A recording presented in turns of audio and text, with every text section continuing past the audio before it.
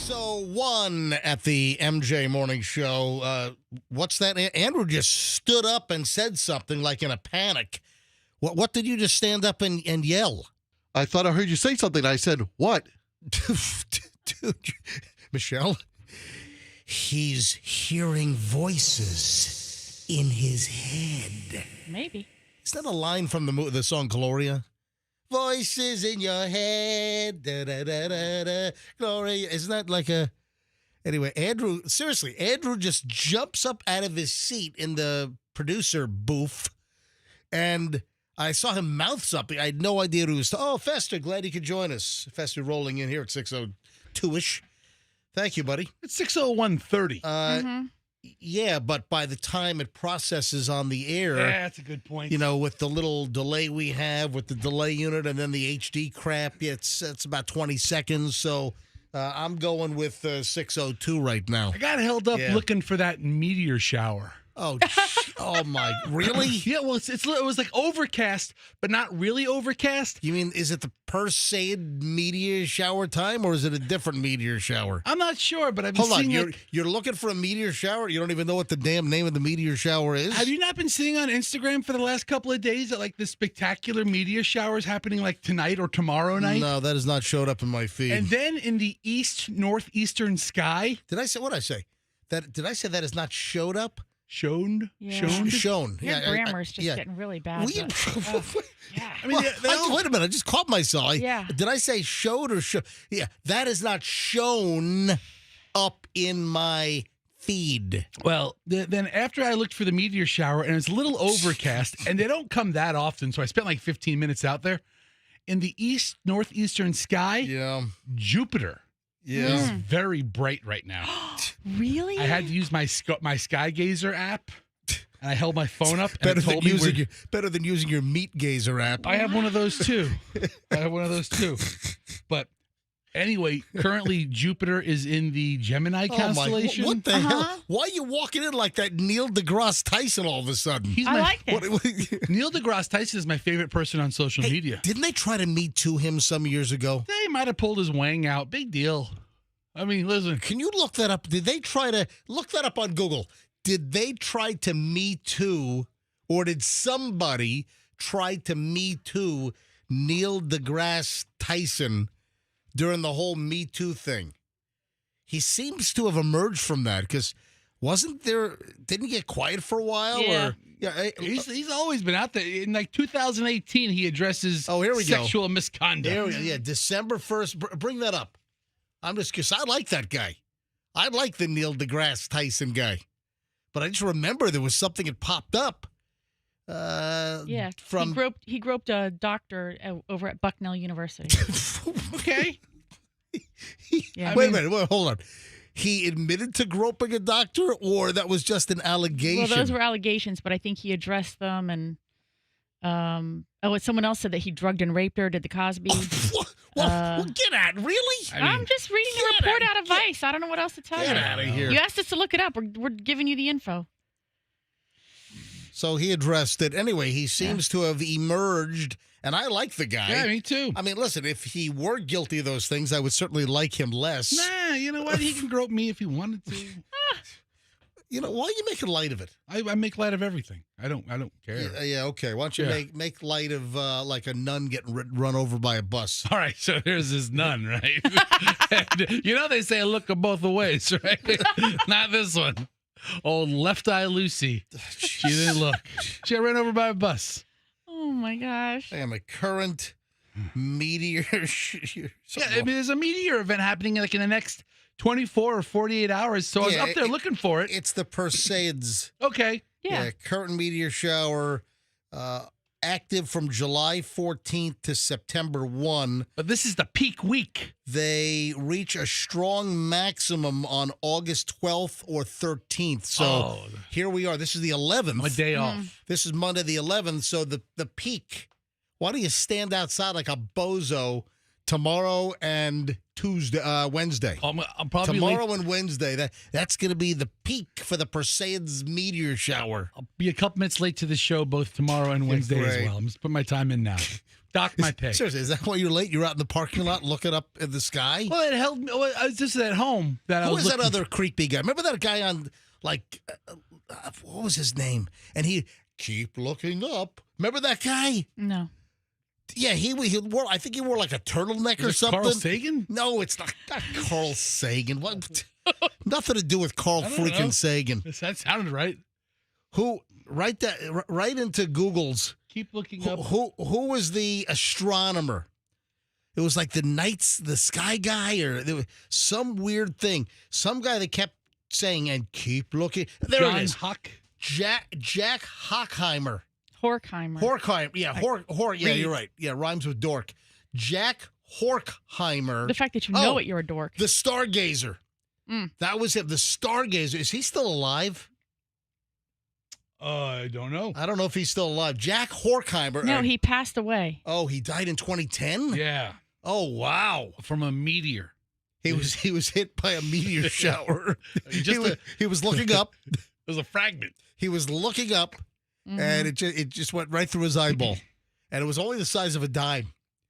But, at that velocity, that'll take you out. Took your head clear off. Anyway, rest in peace, Jack Horkheimer.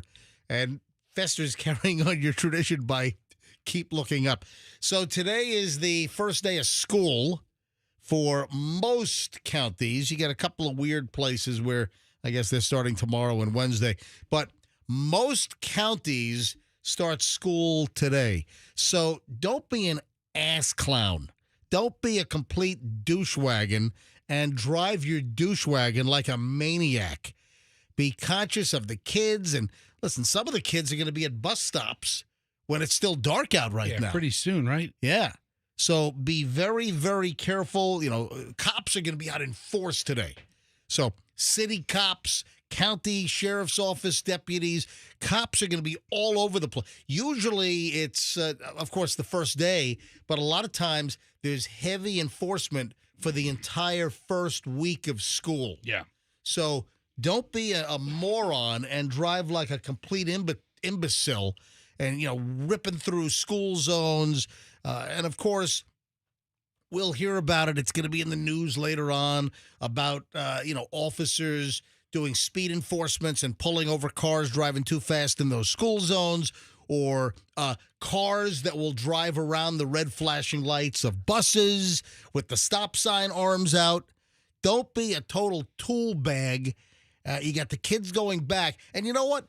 Don't just drive safely like today and this week. Yeah. Why don't you drive safely in school zones, and when buses have their red lights and stop sign arm activated, why don't you drive normally at all times and not just this week and certainly today when enforcement is higher?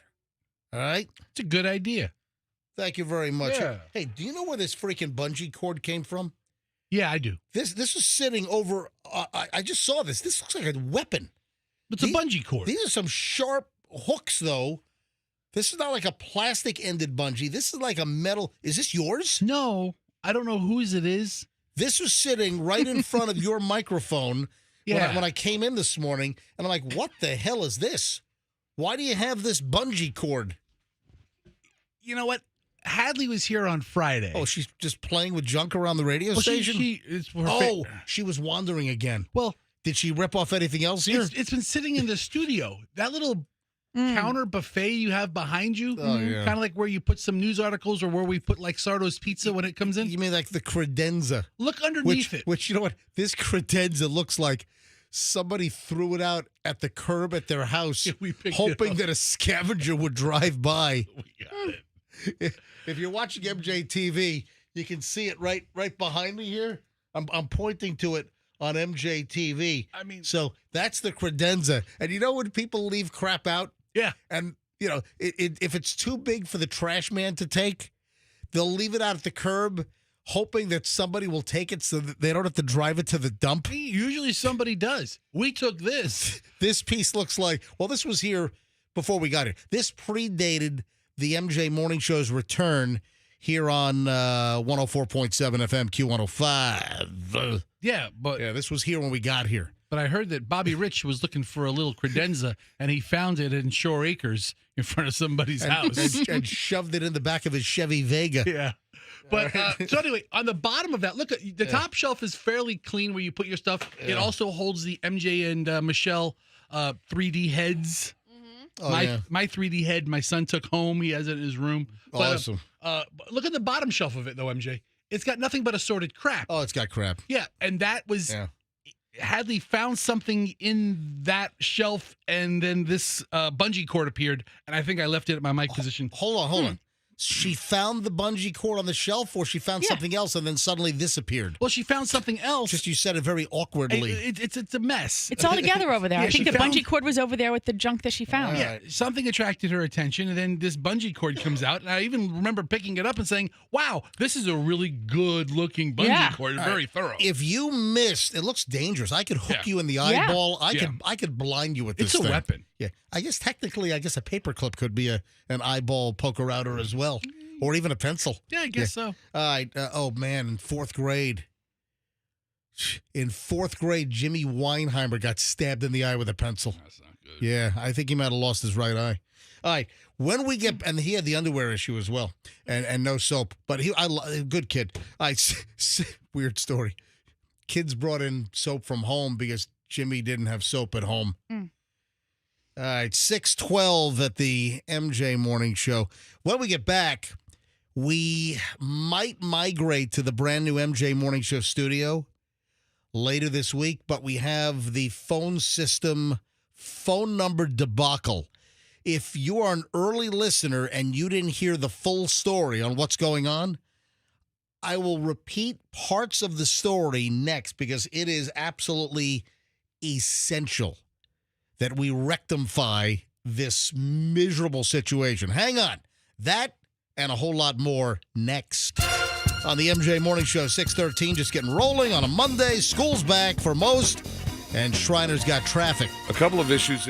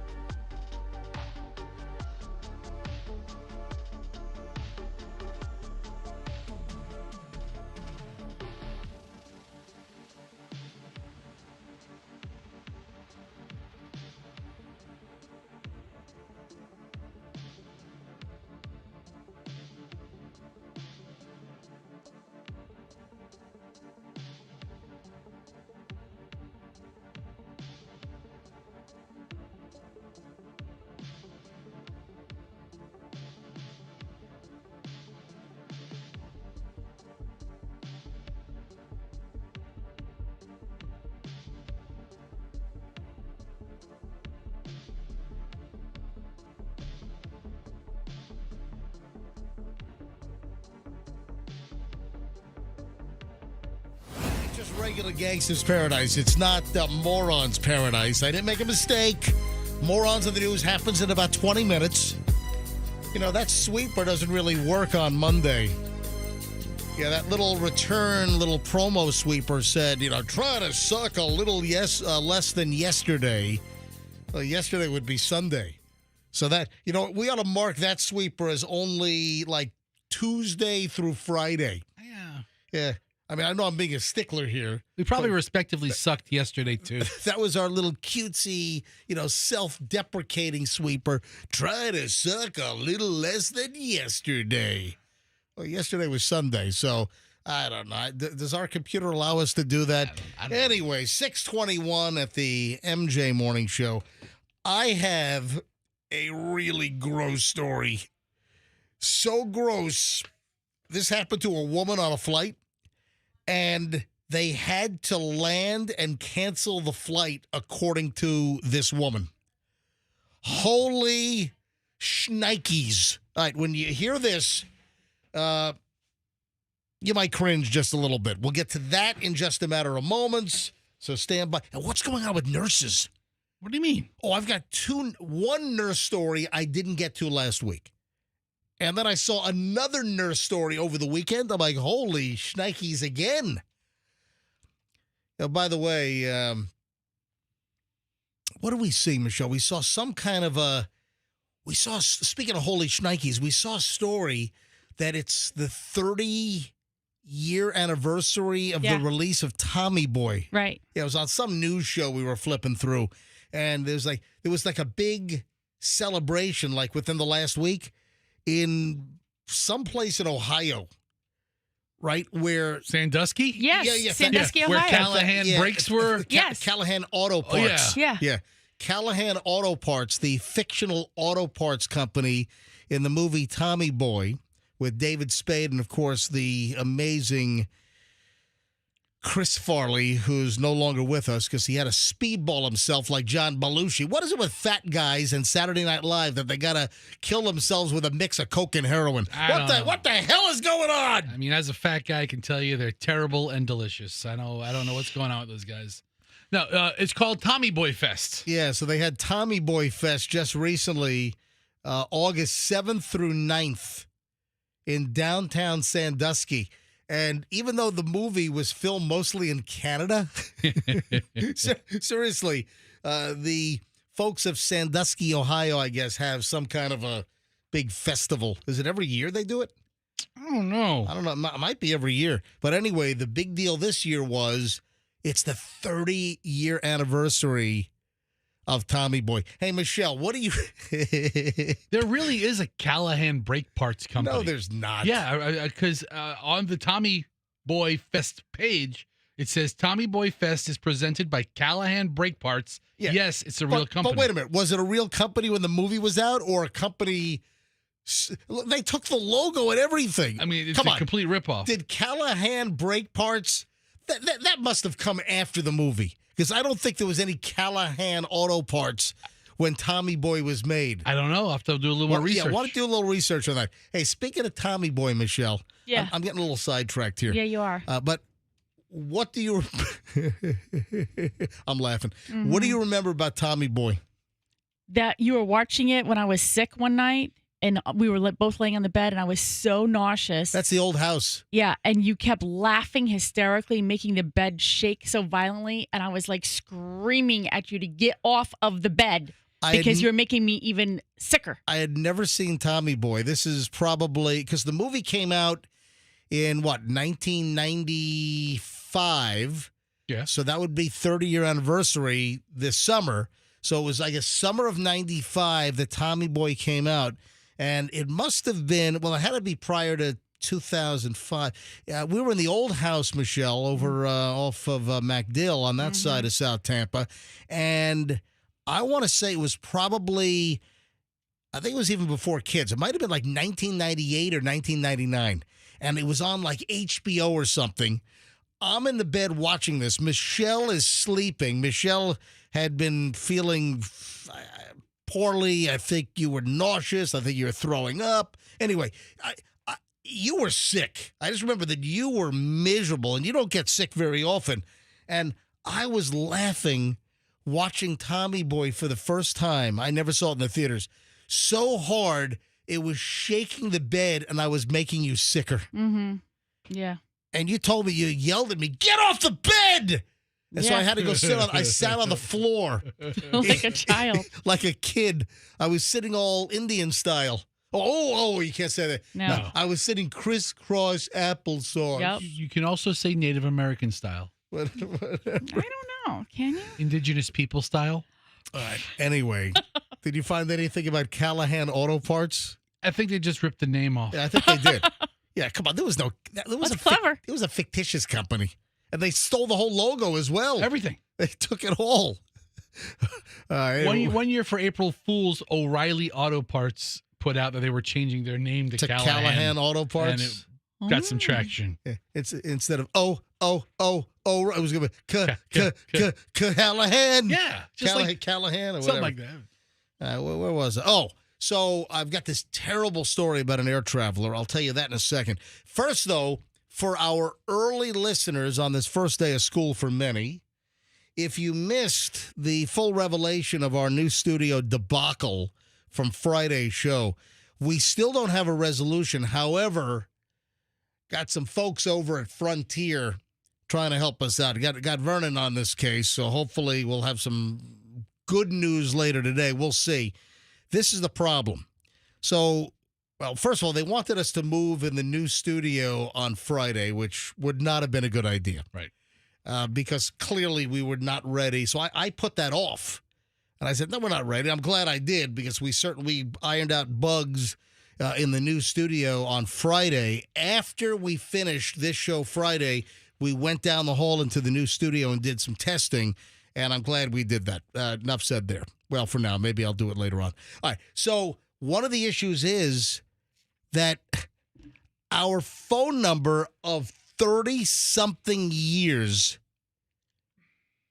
might not make it to the new studio. I'm like, what? So when you call us, whether it's to add some content to the show, if I ask for phone calls, if we're doing some kind of contest, You call 800-990-1047. 800-990-1047. That's a good number. It's a good number. It's been around at least 30-plus years. I was told that, oh, by the way, when you move into the new studio, you can't have that phone number anymore. You have to have an 844 number. It's like 844-411. I'm like, what? So here's the deal. This radio company, which is now owned by Beasley, or this radio station, which is now owned by Beasley, is like the fifth owner of this radio station. Yeah, it's changed hands several times. Now, we're paying the bill every single freaking month, but apparently over the years, they've lost the authorized party's name, PIN number. Anyway, they're having trouble moving our new phone number or our old phone number to the new studio.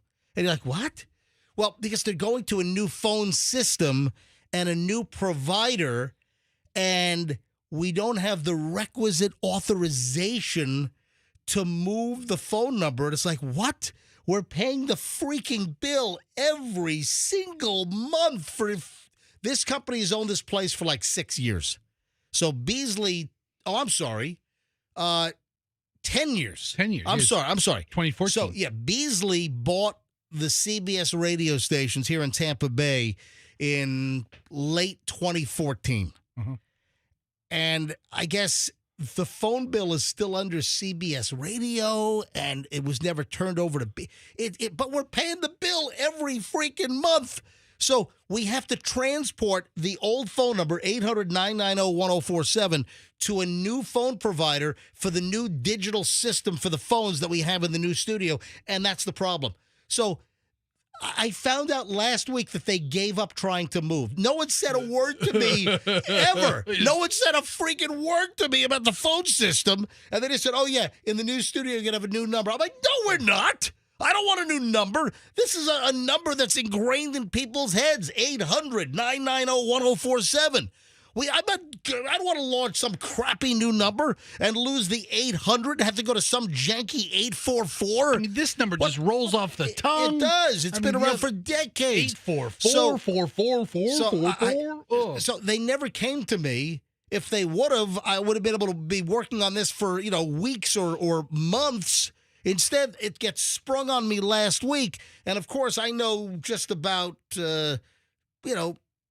everyone that can potentially help with something in this. After being in this market since 1994, I've got a little contact list of just about everybody from anywhere that I could probably poke for a little favor. Yeah, if not, you're certainly 1 degree of separation away from the right person. Exactly. That's a good way to put it.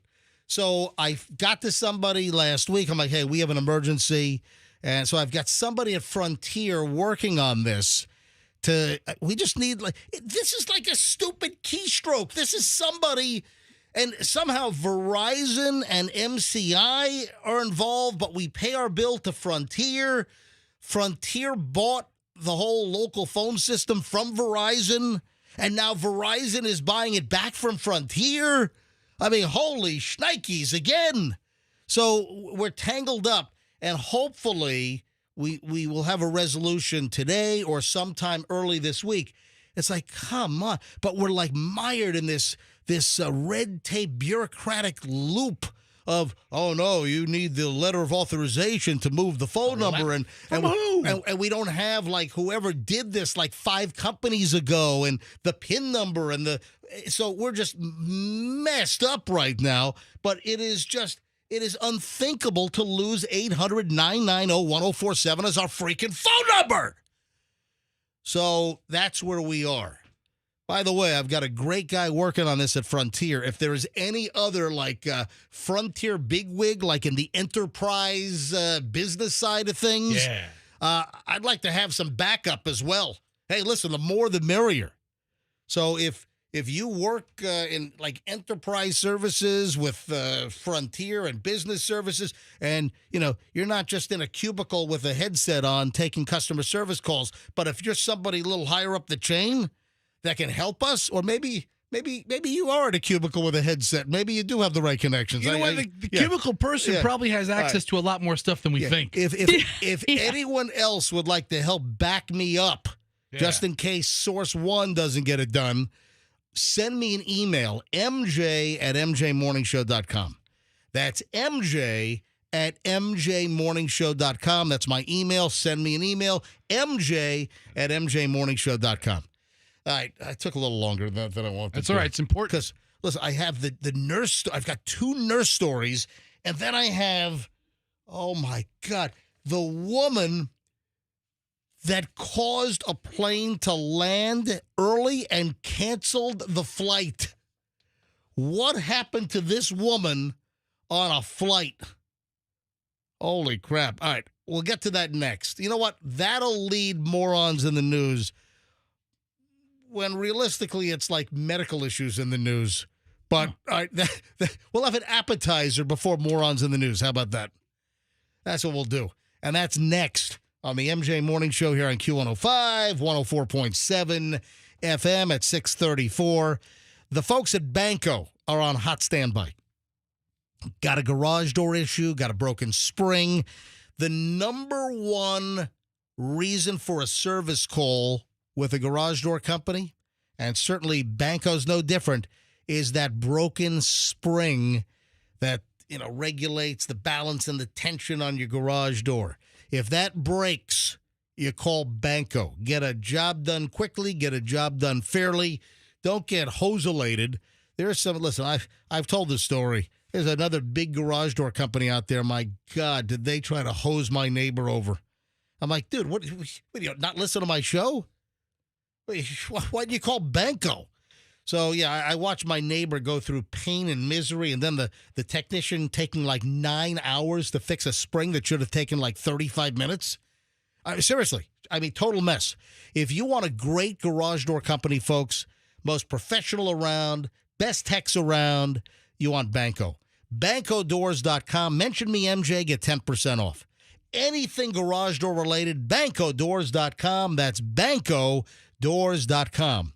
The Kemp Law Group is representing Fester and Allison. Why? Allison, Fester's wife, was driving in downtown Tampa a couple of months back when she was rear-ended by a freaking Uber driver. Did they ever figure out what the Uber driver was doing and why she slammed into Allison and causing $7,000 worth of damage? The Uber driver is a mystery. He's never replied to anything. Really? Yes. Mystery Uber driver. Yes, it's crazy.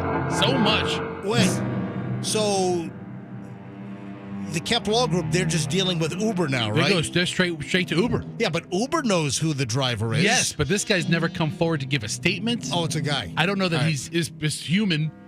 Wow. He never came forward to give a statement.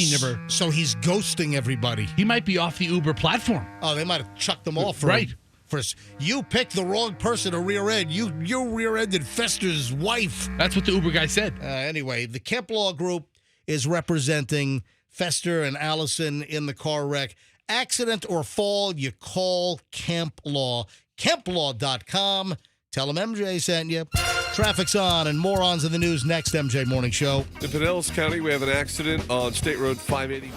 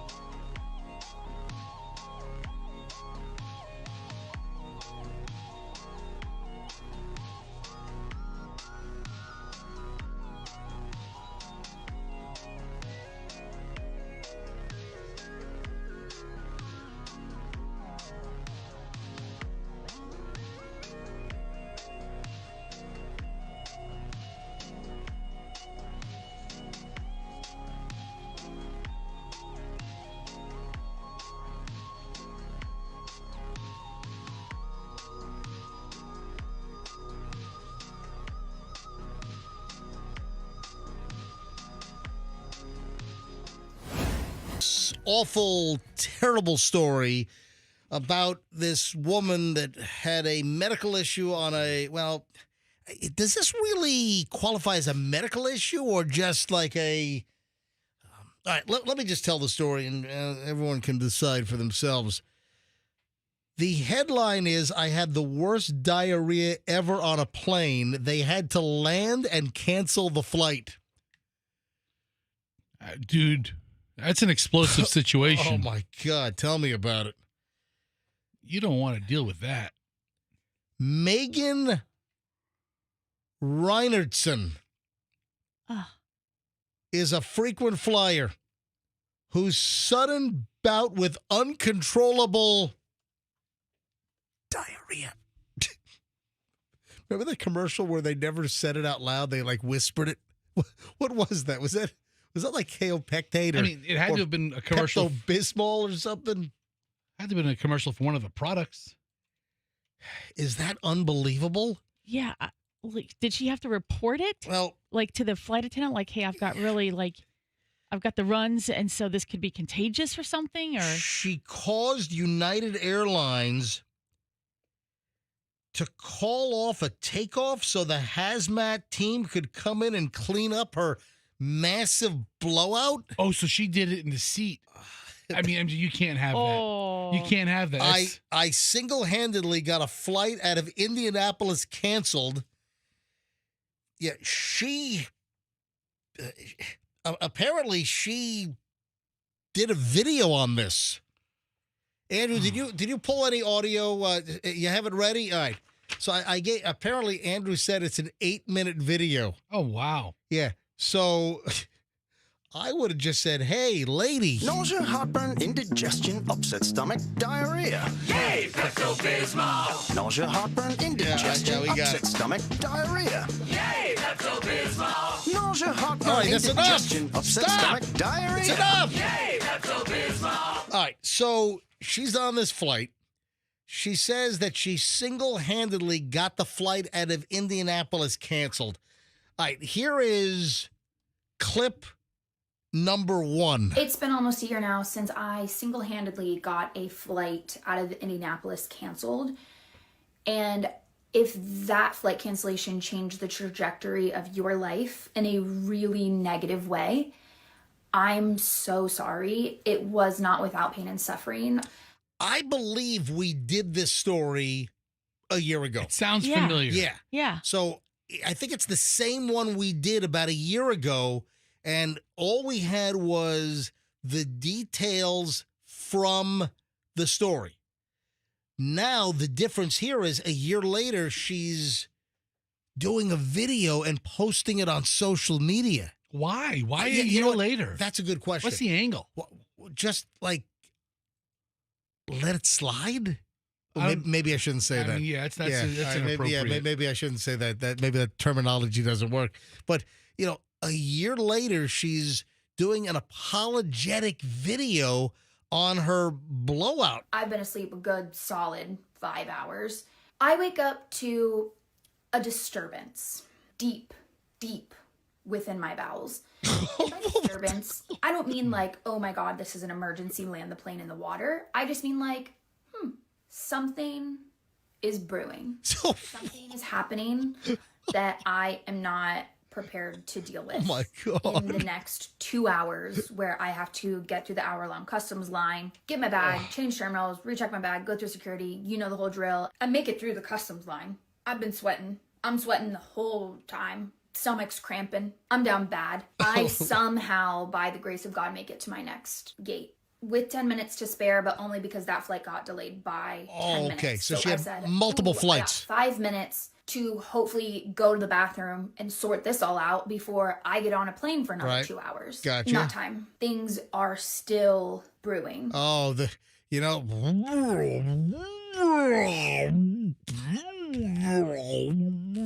sounds like those are close to the noises that her stomach was making. Which tells me, oh no, this is gonna be bad. I just gotta get on this flight and hope for the best. Okay? I get on this flight. I'm in my little window seat. I sit there and spend the next 30 minutes in agonizing pain. I've never felt anything like it in my life. No. Okay? I am just full body sweating. I'm crying. My insides are cramping. And this is finally where I decide, like, hey, actually, this is an emergency. I make it to the bathroom, and for the next 20 minutes, I have more diarrhea than any human should ever have in their life. Oh my God. I mean, we're lucky we weren't dealing with the dehydration episode or something. Isn't there like a limit to how much like can be in there? I'm about to throw up. But now I am in a 2x2 shoebox broom closet. I gotta pull my pants up. I gotta get my sweatshirt off because I am a naked thrower-upper. Because I'm panicking. I'm already sweating from the this. What? Now I'm sweating because I'm like, oh no. I gotta get everything off. I gotta get turned around on my knees. Dear God, I gotta flush. I'm not getting on my knees in front of that. I manage it. Wait, but so what is she's a naked thrower-upper? That's what she said. I mean, maybe you don't want to get it on your shirt. So wait a minute. So now it's both ends? Don't you want to be undressed when you're throwing up? Oh my God. I guess in an ideal situation, the answer is yes. Yeah. Is this unbelievable? Why would she come out a year later and like revisit this, reignite this discussion? Isn't this the kind of thing that you want behind you? Maybe I shouldn't say behind you. That's where all the issues come from. How many vacations did she ruin? Oh my God. What if Probably a lot. What if you were flying to see a dying relative and you missed it because she had the we got it. With every gag, I am starting to shit my pants a little bit. What? It's not be happening to me right now. Wait a minute, I don't have another chain of clothes. So as she's like throwing up, she's causing it to fly out the back as well? So in my panic, I stand up and I rip open the bathroom door. And I just yell into the plane, I need help! I need help! She opens the bathroom door and starts screaming down the plane, I need help? Oh my God. I still don't understand the angle of why are you coming back a year later? I debated whether I wanted to do this story. Is she bragging? Is this like her first TikTok post? So she's going to get like a massive amount of followers or something from this? Maybe this is a play for followers. Yeah. Yeah, because she posted it on TikTok. Right. And I don't have TikTok on my phone. I don't participate in TikTok. Okay. Yeah, the Chinese spy operation. But, Michelle, I mean, should I have done the story? I guess so. I mean, it's a follow-up. You did the story a year ago, and now it's a follow-up. She also had a little mess in her hotel bed, she says. Oh, that's it. I mean, you know. Man, I just... What did she eat? What did she have? All right, final cut. I do this for the next hour and a half of this flight. I didn't leave that bathroom for the next hour and a half of this flight. They know my name by now. I haven't told them. They keep coming and checking. They've checked the flight roster. This girl has not been in her seat the whole flight. We know it's her. Megan, honey, do you need anything? Can we get you some ginger ale? Where are you flying from? Portugal. Like, okay, everything's gonna be fine. We're about 10 minutes now from landing. Wow. Like, Megan, we got about 10 more minutes. If you feel like you can make it back to your seat, but if you can't, we did get clearance from the pilot that you can stay in the bathroom while we land. Wow. Everybody now knows. First of all, everybody now knows because I've been doing more moaning and groaning in this bathroom. I have no shame. I'm in so much pain. I don't care what the people hear because there is nothing that the people can hear that is worse than what is happening to me. So I think it was the next flight that was canceled. Yeah, because they had to clean it up. She made such a mess on this flight that they had to cancel the next flight because the plane was like a hazmat issue. Yeah. Because of her blowout. Oh my God. I mean, kudos to United for going ahead and doing that, because can you imagine if then somebody else came in and used it and inadvertently, touched something that didn't get quite wiped so well, and then they had a whole nother situation, and then it just, what do you call it, domino effect, kept getting transferred. That would not be good for, United Apparently, or any other passengers. They had to douse the entire restroom with gallons of alcohol and then light it up. Yeah. They actually lit it on fire to get it all off. Or maybe Lysol. Man, I'm still trying to figure out why she's like reigniting the embarrassment by coming out with this video and narrative little mini documentary like a year later. What is she doing? I don't understand the angle of she essentially got away with it. Oh my! Scot-free. Yeah. I mean, you know, should I have done that story? Yeah. I mean, sure. I think so. I mean, it's just so. And then to have the flight after hers canceled because she made such a mess. Yes. That's unbelievable. Can you imagine a couple of hundred passengers, plans wrecked, flight canceled? We're sending a bunch of kids to school today horrified. Yeah, really. I'm sorry. It is the first day of school. A lot of parents and kids are in the car at a, new time. We just scared the hell out of all of them. I guess I did. Have fun at school today, kids. All right, quickly, let me do a morons in the news story. Go ahead. This is insane as well. A guy shoots his wife, takes her to the hospital, but stops to get a beer on the way to the hospital. Say what? Yes. I'm sorry. A Tennessee man is in jail after shooting his wife, taking her to the hospital, but in a bit of a delayed fashion, according to Law and Crime. According to prosecutors, DeCarlo Pitchford, 51, stands accused of 1 count each of attempted murder in the second degree, domestic assault, being a felon in possession of a firearm, and theft of property between $1,000 and $2,500, according to the Shelby County, Tennessee court records. The incident allegedly occurred back on July 19th at a residence. Prosecutors allege an argument between the couple began verbally, and eventually the woman decided to leave the house, but the defendant allegedly blocked her from leaving, according to the Shelby County District Attorney's Office. Then, during the commotion, a shot was fired from a 9mm Ruger handgun, according to the police affidavit. "I told you to stop playing with me," he allegedly yelled. I mean, at least he warned her. Upon squeezing the trigger, according to the DA's office. The victim suffered a gunshot wound to the abdomen. Pitchford next decided to take his injured wife to Methodist University Hospital in his Dodge Ram. The defendant at some point during the ride stopped to get a beer. Oh, my God. Was she in stable condition? Earlier this week, the district attorney's office highlighted the allegations. Police originally responded to the couple's house in response to a call about a shooting, made a forced entry into the residence, but the house was empty because they already left. They went to the hospital. He's doing the right thing.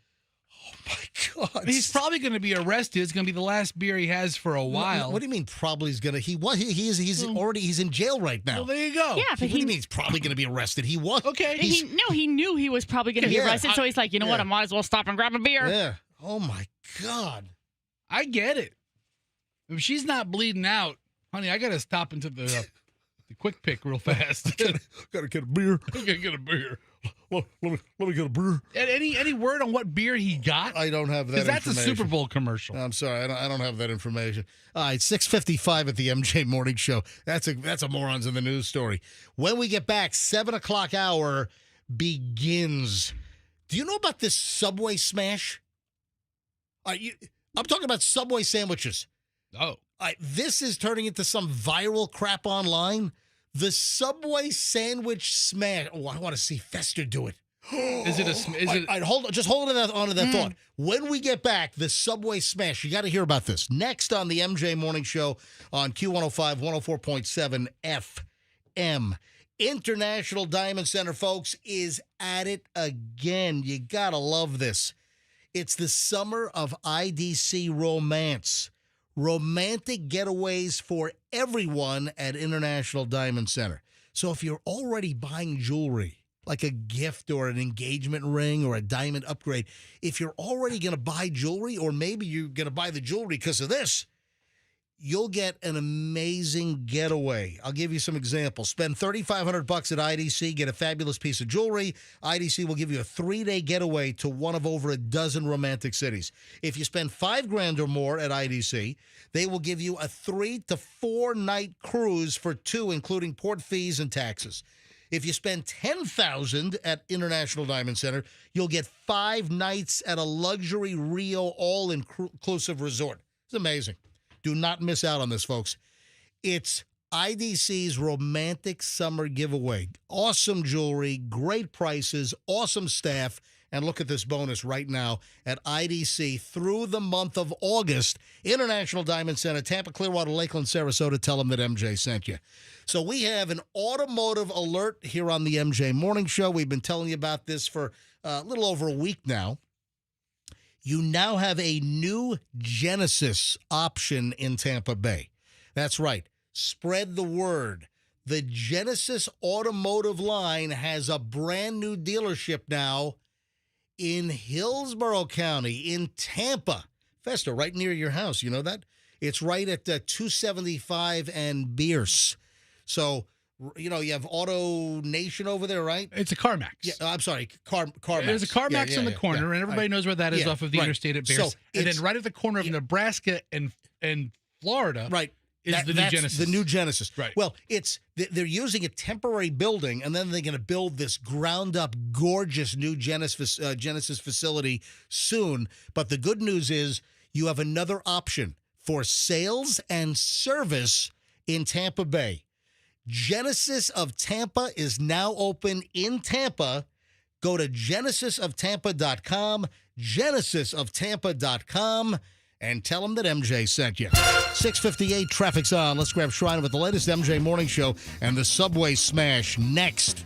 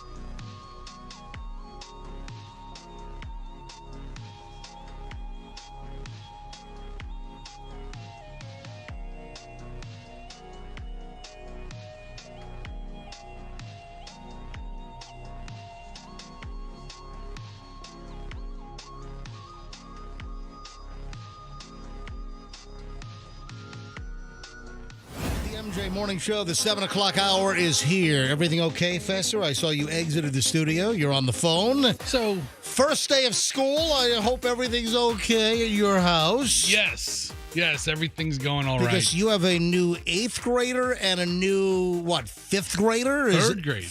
Hudson's it's a 5-year difference between them. Okay, all right. So Hadley's going into 8th grade and Hudson's going into 3rd grade. All right, so I had one right. So Hadley, 8th grade. Are we going to call them in the car in about 30 minutes? Maybe next segment you can. Yeah, sure. Yeah, They're going to take first day of school pictures.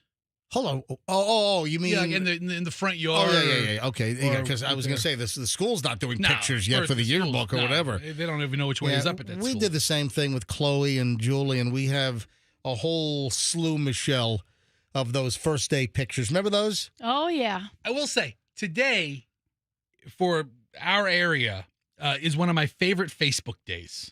Really? Because all the people with kids, Why? Uh-huh. all the people with kids, I get to see all the kids. Oh, Oh, You know, yeah. all my friends who have kids, whether Oh, they're in, yeah. some kids are seniors, or Right. Sure. or some of my friends, have kindergartners. You get to see Yeah. all the kids dressed up for school today. So today's one of my favorite Facebook Oh, days. That's very, very Yeah. nice. That's the Look at that. sentimental side Yeah. of Fester Yeah, that come- doesn't yeah. come out so often. Yeah, Yeah. come see the sentimental side of Fester. Yeah, the 'Cause creep that usually wants to you're- see your you're kids. just- usually you're just a prick. Yeah, usually You know, I am. yeah. I am. And hey, listen. So And the thing about pricks, it takes one to know one, doesn't it, MJ? Mhm. Doesn't it, MJ? oh yeah, you just stung me bad. I mean, I did it, but it's true. Are you aware of the Subway smash? Okay, so no, but it could only be one of three things. One, you take a Subway sandwich and you smash the whole thing in your face.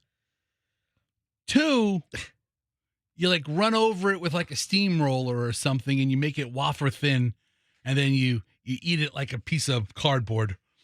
Or three, you sit on it. This popped up on my Instagram because I'm not on TikTok, but I guess this originated on that platform and it's been stolen or whatever. It's migrated.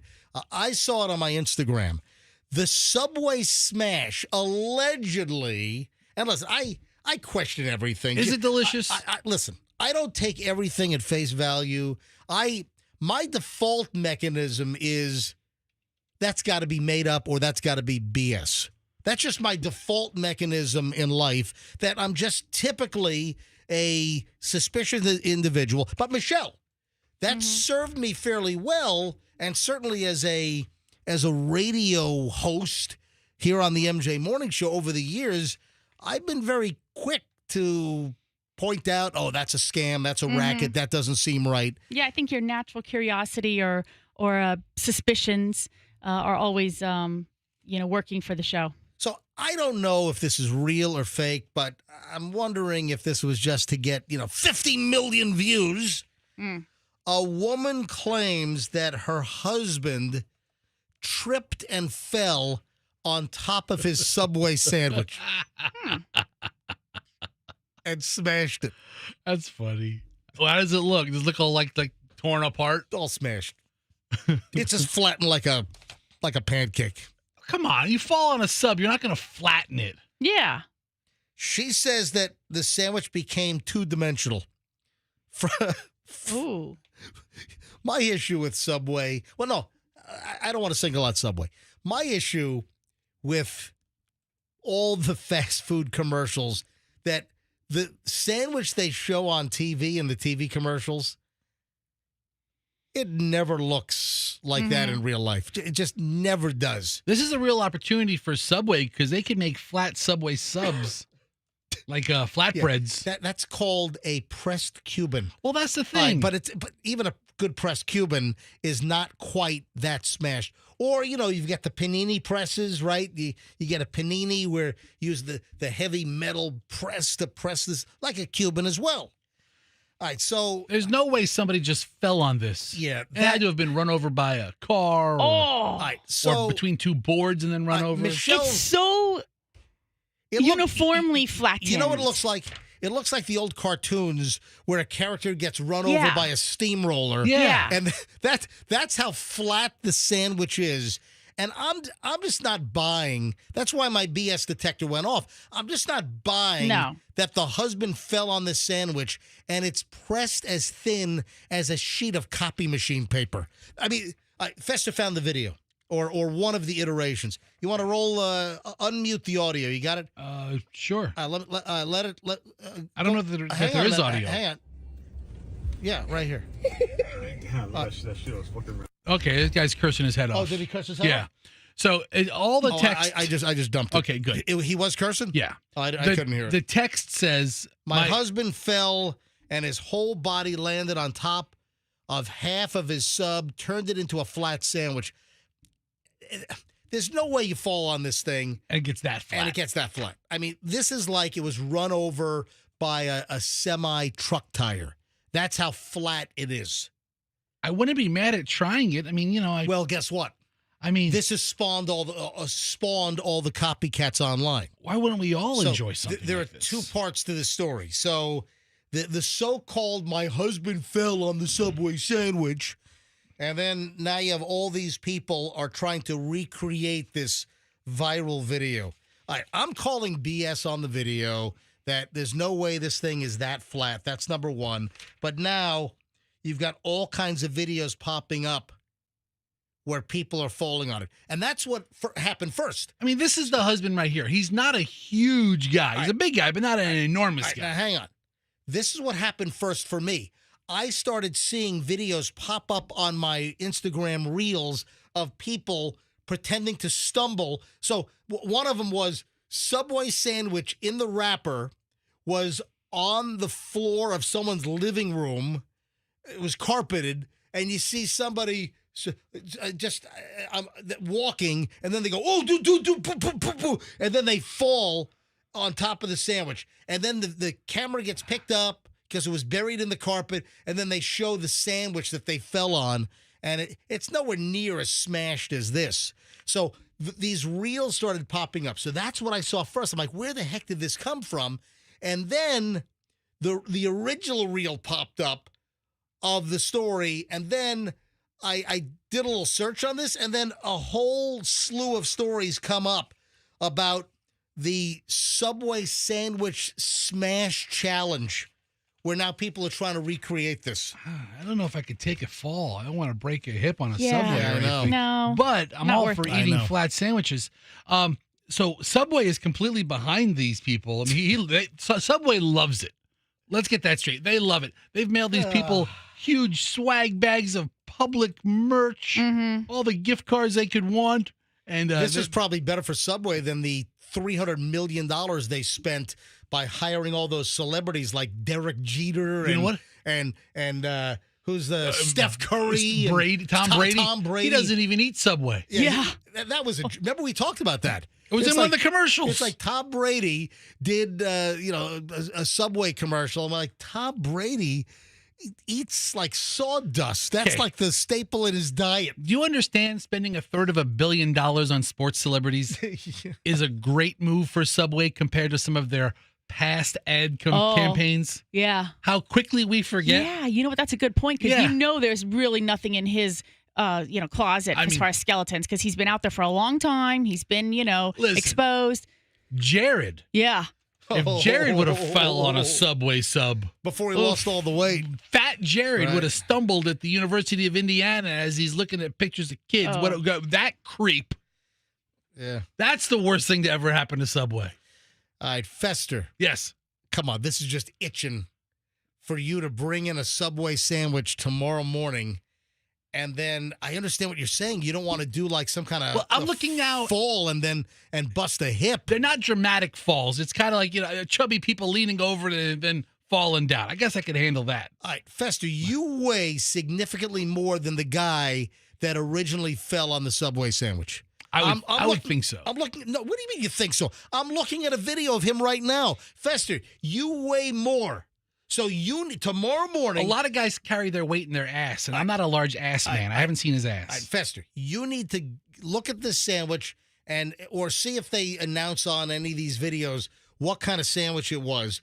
Go later tonight, go to Subway, get one of these made, bring it into the studio tomorrow morning, and we'll have you, a heavier guy than the original Subway sandwich smasher, fall on the sandwich live tomorrow morning. And I'm telling you right now, it is going to be nowhere near as flat as this. You're going to have to take that sandwich out to the parking lot and run it over in your 2010 Cadillac DTS with all the paint peeling off. That's what's going to flatten the sandwich. That's how it got that flat. Yeah, I don't know. He didn't fall on the. He ran this thing over with a truck. I mean, maybe. I mean, the bread crushes easily if you stayed on it for a hot second. I mean, all the veggies squished out. It is really fresh, soft bread. Yeah. So, it is easily flattened. Don't you think? I Not like this. I don't know if it's possible. Somebody falling on it, there's no way that sandwich got that smashed. Anyway, it's turned into a meme. It's turned into a viral video. Well, like the ice bucket challenge and all these dopey challenges that. What was the one where people were climbing like a pyramid? All right, so that was the milk crate challenge. All these stupid videos. The milk crate challenge was one of the finest ones ever. I was hysterical. People were like breaking their skulls open and breaking their faces, knocking teeth out. I think some people died doing the milk crate challenge. I don't know where this one goes, but okay. I mean, all right. We'll eat. Subway does make a good product. Bring a. What would you like? Would you like? No. I said find out what they ordered. I don't know what they ordered. And then I'm not going to DM them. All right. I'm gonna get like my regular order. No, I said look at the video and determine. Looks like a spicy Italian. Maybe they mentioned it does. So just try to replicate the sandwich. Bring it in. Maybe it's a ham and cheese. It's not a cheesesteak. It's certainly not the meatball sub. Dude, it looks like an Italian sub. It's probably not a veggie. Will you just shut up? What are you yanking We're talking about the different subs. I know, but you just... I said it doesn't look like a veggie, and it's not a cheesesteak sub. First day of school. Everyone be careful, please. Yes. First day of school today. There's going to be enhanced law enforcement. I mean, certainly day one, cops are going to be everywhere. But typically, it's the first week where there's extra enforcement.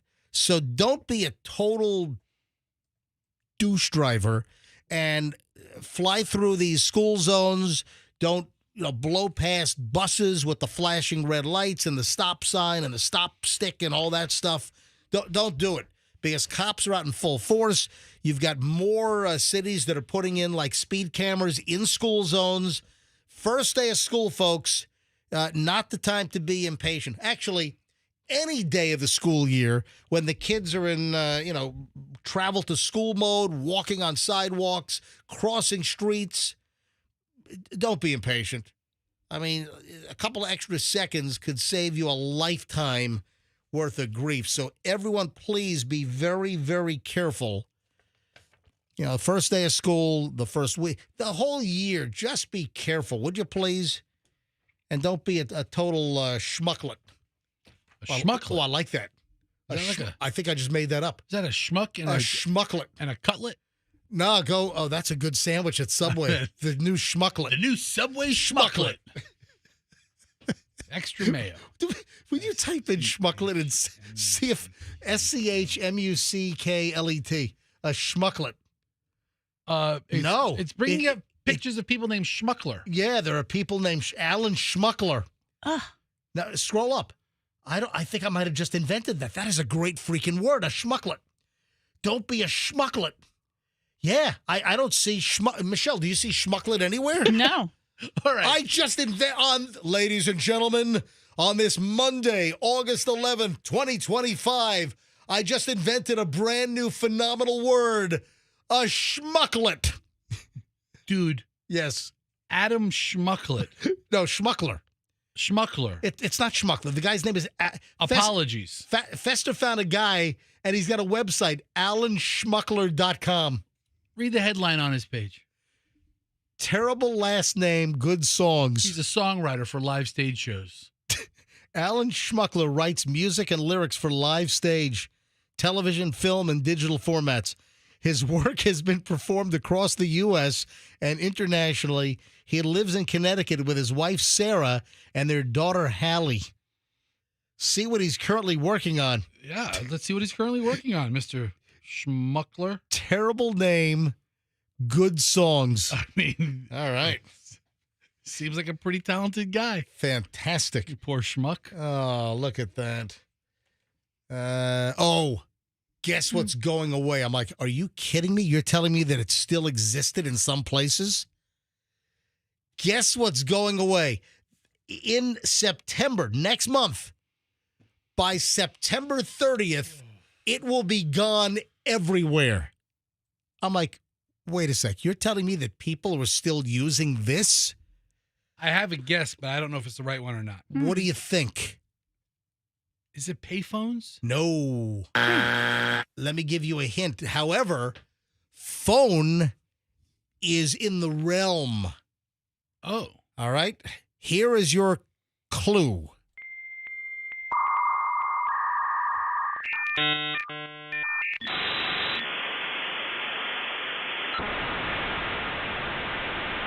Do you know? Oh, yeah, man. By the way, if you just tuned in, no, we're not off the air again. Yeah. That's kind of what it sounded like. That is going away. What, dial-up internet access? Keep going. AOL? Yes! Welcome. Yes! You're telling me that AOL still had dial-up service in some parts of the country? You got to be kidding me. Well, some parts of the country might not have the Broadband. right, the technology for broadband. Anything that's more advanced. But yeah. this is nuts. I had no idea. So AOL to completely discontinue dial-up service by September 30th. You know, I did a search and I tried to find out where, in what city, AOL dial-up, like 2400 baud or whatever the heck. I tried to search to see where the hell it's still in use, and I could not find any specific. I wanted to find the phone number and dial it up, live on the show. AOL is set to shut down the dial-up internet service that once was the symbol of internet connectivity after over 40 years. The company webpage titled Dial-Up Internet to be discontinued states that the service will be stopped on September 30th. You know what that means? Goodbye. Goodbye. Remember the door creaking? You'd sigh, right? The door would creak, then the door would close. Was that what was that like entering and leaving chat rooms or something? Yeah, I think so. You've got mail. Yeah. Goodbye. Yeah. You've got mail. All these Welcome. You've got mail. Hey, AOL dial-up? Goodbye. I had no freaking clue. So AOL is still in business. They're still a company. Yeah, they are. Yeah. I still have some AOL email accounts. So for if I have to sign up for something and I don't want their junk and spam and garbage in my Gmail or my MJ at MJ Morning Show, I still have a couple of AOL accounts that are still active. I still have AOL accounts from 1994 that are, the email still works and it still gets flooded with all kinds of crap. Oh, for my junk email where I want all spam to go, I still use a couple of old AOL accounts to sign up for crap, or if an email is required and I don't want their gook, I'll use an old AOL, and I still maintain a number of them. 7:20 at the MJ Morning Show. Oh, I never got to the bad nurses story. We'll get to that coming up. Oh, the computer fire drill at my house. Oh, we had a debate, folks. You got to hear this. We had a debate over terminology, and Michelle, I thought you were going to stab somebody yesterday. Oh, my, this is insane. What debate happened in my house? Fester, I can't wait to see what you call this. Hold on. Next, there's a lot coming up because we do an hour and 20 minutes of nonstop MJ. Next on the MJ Morning Show here on Q105, 104.7 FM. Hey, you, yes, you, if you're moving, do not get snookered, suckered. Don't be a schmucklet. Do not be a moving schmucklet and hire the wrong moving company. That's good. Yeah. Right there. They should put that on the side of their vans. Yeah. On the side of the two college brothers Big moving vans. trucks. Don't be a schmucklet. Yes. Call twocollegebrothers.com. All right, listen, this is very, very serious. Oh, Fester, we got to call your wife and kids first day of school in the car in a few minutes on the way to school. Yeah, so folks, if you're making a move or if you know someone making a move, don't make a major mistake and hire the wrong moving company. Get a hold of twocollegebrothers.com. The smartest move you'll ever make. You're going to get a great quote, but more importantly, you're going to get a great move. You're going to get trained, background-checked individuals. Hey, if you mention me, MJ, they'll give you a whole bunch of free moving boxes, and they'll even drop them off at your house prior to the move. For anyone moving that you know, or if it's you, it's twocollegebrothers.com. That's twocollegebrothers.com. So Veterans Ford, not only the best Ford dealer in town for new Ford cars, trucks, SUVs, they also have a remarkable, constant, steady flow of great used cars. Hey, Andrew, turn on your microphone in the production booth. Michelle, guess who's going to Veterans Ford later today? I have no idea. Tell me. It's Andrew. Oh. I just told Andrew, turn on your mic. So Andrew's girlfriend is in the market for a really nice used vehicle. Andrew, you're heading to Veterans Ford a little later today, correct? Yes. So I put in a word for you. I was texting with Lorenzo, the managing partner and general manager. He's going to be there. Lorenzo said, yeah, have Andrew and his girlfriend stop in and see him. You'll be there this afternoon. What is your girlfriend looking for? What type of vehicle? We move a lot of stuff around, so minivan, SUV. SUV or minivan? Yeah. Well, they'll have you covered. So a great, awesome selection of pre-owned as well. Veterans Ford, whether you want new or used, an awesome Ford dealer.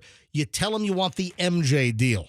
When you walk into Veterans Ford, tell them you want the MJ deal. No one in town is going to give you a better Ford deal when you mention you want the MJ deal. Veterans Ford, Veterans and Linebaugh, and tell them that MJ said, yep. Traffic's on 723 MJ Morning Show. Back in minutes, hour 20 minutes nonstop next. In Manatee County, the accident.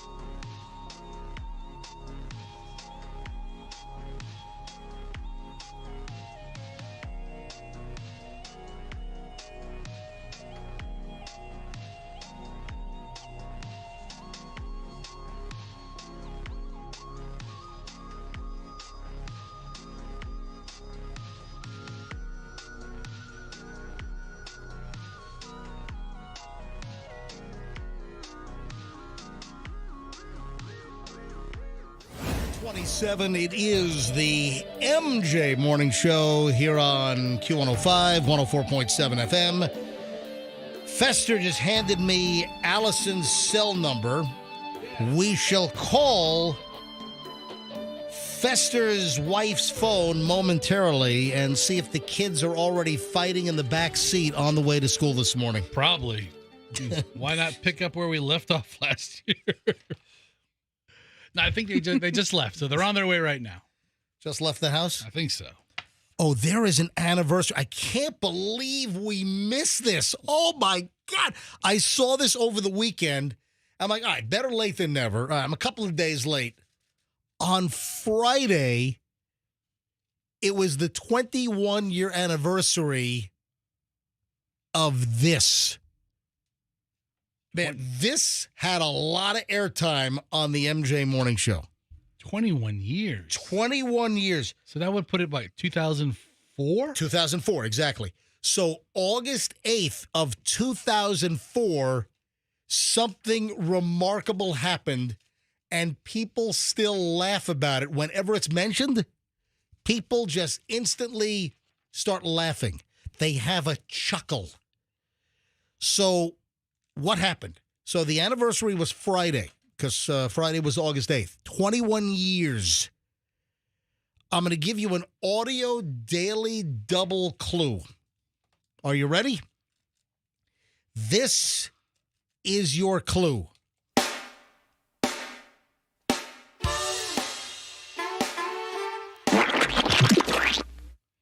Oh, no.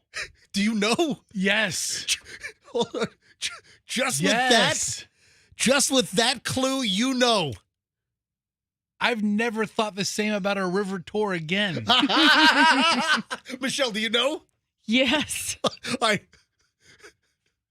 mean, to be fair, that was kind of like a double clue. I mean, Right? you gave a lot of information away. So Yeah. obviously the song I played, the intro of the song is That's Ants Marching, right? Ants Marching by the Dave Matthews Band. Yes. And then I played that sound effect. Fester and Michelle, I want you to say it at the same time. You ready? 3, 2, 1, go. Well, the Dave Dave Matthews Matthews Band Band tour poop bus, the guy pulled the poop tank on the people. There we go. Both of you guys had it correct. It's a lot Yes. to say at the same time. We could Yeah. have said it individually. Friday was the 21-year anniversary of the Dave Matthews tour bus driving on a bridge over the Chicago River in downtown Chicago, and over top of the steel-plated drawbridge deck, The great. the grated where, there's a pass-through, the tour bus driver dumped the poop tank. Yeah. And at the exact time, first of all, that's egregious. For him to dump the toilet water from the tour bus into the Chicago River, he thought he was going to get away with it. But guess what? There was a Chicago River boat tour passing under the bridge. One of those slow boat tours where And the guys on the PA system, hang on a minute. he's like, you get the whole view of downtown. And if you look over to your right, you're going to see the round parking garage. And that was used in, what movie was that? Where the car flew off into the water. And if you look over there, there's the Chicago Tribune building. Looks like a sandcastle. Oh, and we're So it was a riverboat tour, with tourists. The Dave Matthews Band bus driver dumps the toilet tank on the bridge, and it just rains down on all of the people that were on the boat, and they're covered in poop. I mean, it's a slow-moving boat with just a waterfall of crap. And people were fighting at the beginning of that trip just to get the top deck, to get a better view. It was a nice day. It was a summer day, August 8th in Chicago. What a lovely, lovely time. Then you're covered in poop. Unbelievable. So Friday was the 21-year anniversary. Disgusting. Let me call Fester's wife.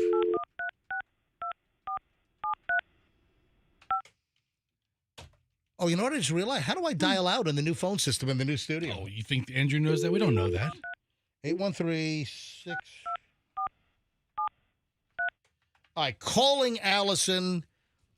Let's get Fester's kids on the phone. First day of school for so many kids out there. So many kids. All my favorite kids are going to school today. Hello. Allison, it's MJ, Fester, Michelle, live. Hey there. Hey, are the kids clawing each other's eyeballs out yet? Or are they well behaved on the first day of school? Well, they're clawing. They're definitely getting into the groove of fighting in the morning again. Oh, they're already fighting? Oh, yeah. A little. Well, we are. No. Wait, one is saying no, the other saying yes, we are. Yeah. Yeah, one's good at lying and the other one's not. So. Oh, no. Yeah, we've decided that Hudson can't lie. Yeah, I think I heard Hadley, your now 8th grader. Hadley is the one that was saying, yes, we're fighting. And then Hudson, do I have it backward? Hudson? No, you had it right. You had it right. Hudson is cool and calm and collected, and he's doing things that annoy his sister, so she is squabbling back. So. All right. All right, where's Having Hudson? a fun morning. Where's the boy? I always want to annoy her. You always yeah. want to. Okay. Is that Hudson just said I always want to annoy her? Hudson, you ready for school today? Yeah. Okay. What I'm not. What grade is this? Well, hold on, Hadley. Hold on, Hadley. We'll get to you in a second. Sit down and shut up in the back seat. I'm Jeez. not. All right, Hudson. What grade is this? Good. 3rd grade. All right, 3rd grade. I remember 3rd grade. My teacher was Mrs. Cohen. Yeah. That was a Coen Cohen. Oh, really? Yeah, she was a great teacher. Hudson, do you know who your teacher is? Mrs. Hall. Mrs. Hall. Mrs. Hall? We got to meet Mrs. Wow. Hall last week. Well, that's Allison's maiden name, Yeah, too. I know, right? Look at that. Very incestual. Do you think she's nice, Hudson? Yeah. Yeah, okay, all right. Hudson's super excited. And then Hadley, who's going into 8th grade. Hadley, you don't like school and you're not looking forward to first day. Is that correct? Correct. I am not looking forward to this. Well, hold on now. You're looking forward to seeing your friends, and I mean, I do like school because of my friends, but You don't like school because of the school. Because of the school stuff. Yeah. Because of the school. Yeah. Because of the learning. yeah, because of the education that we get. So, and also the boys are having full beards. So I mean, because eighth grade is that weird grade. Oh, yeah. That weird grade Well, where hey, there's a couple of kids who are just disproportionately. We talked about this. Yeah. We talked about this. Talk about it again. We talked about this on Friday when Hadley was in. That I remember even in 7th grade, I remember there were a couple of kids that, they had a 5 o'clock shadow by the end of the day. Some kids had full-blown mustaches in 7th grade. That's right. All right, Hadley, Hudson, you guys have a first good day at school, okay?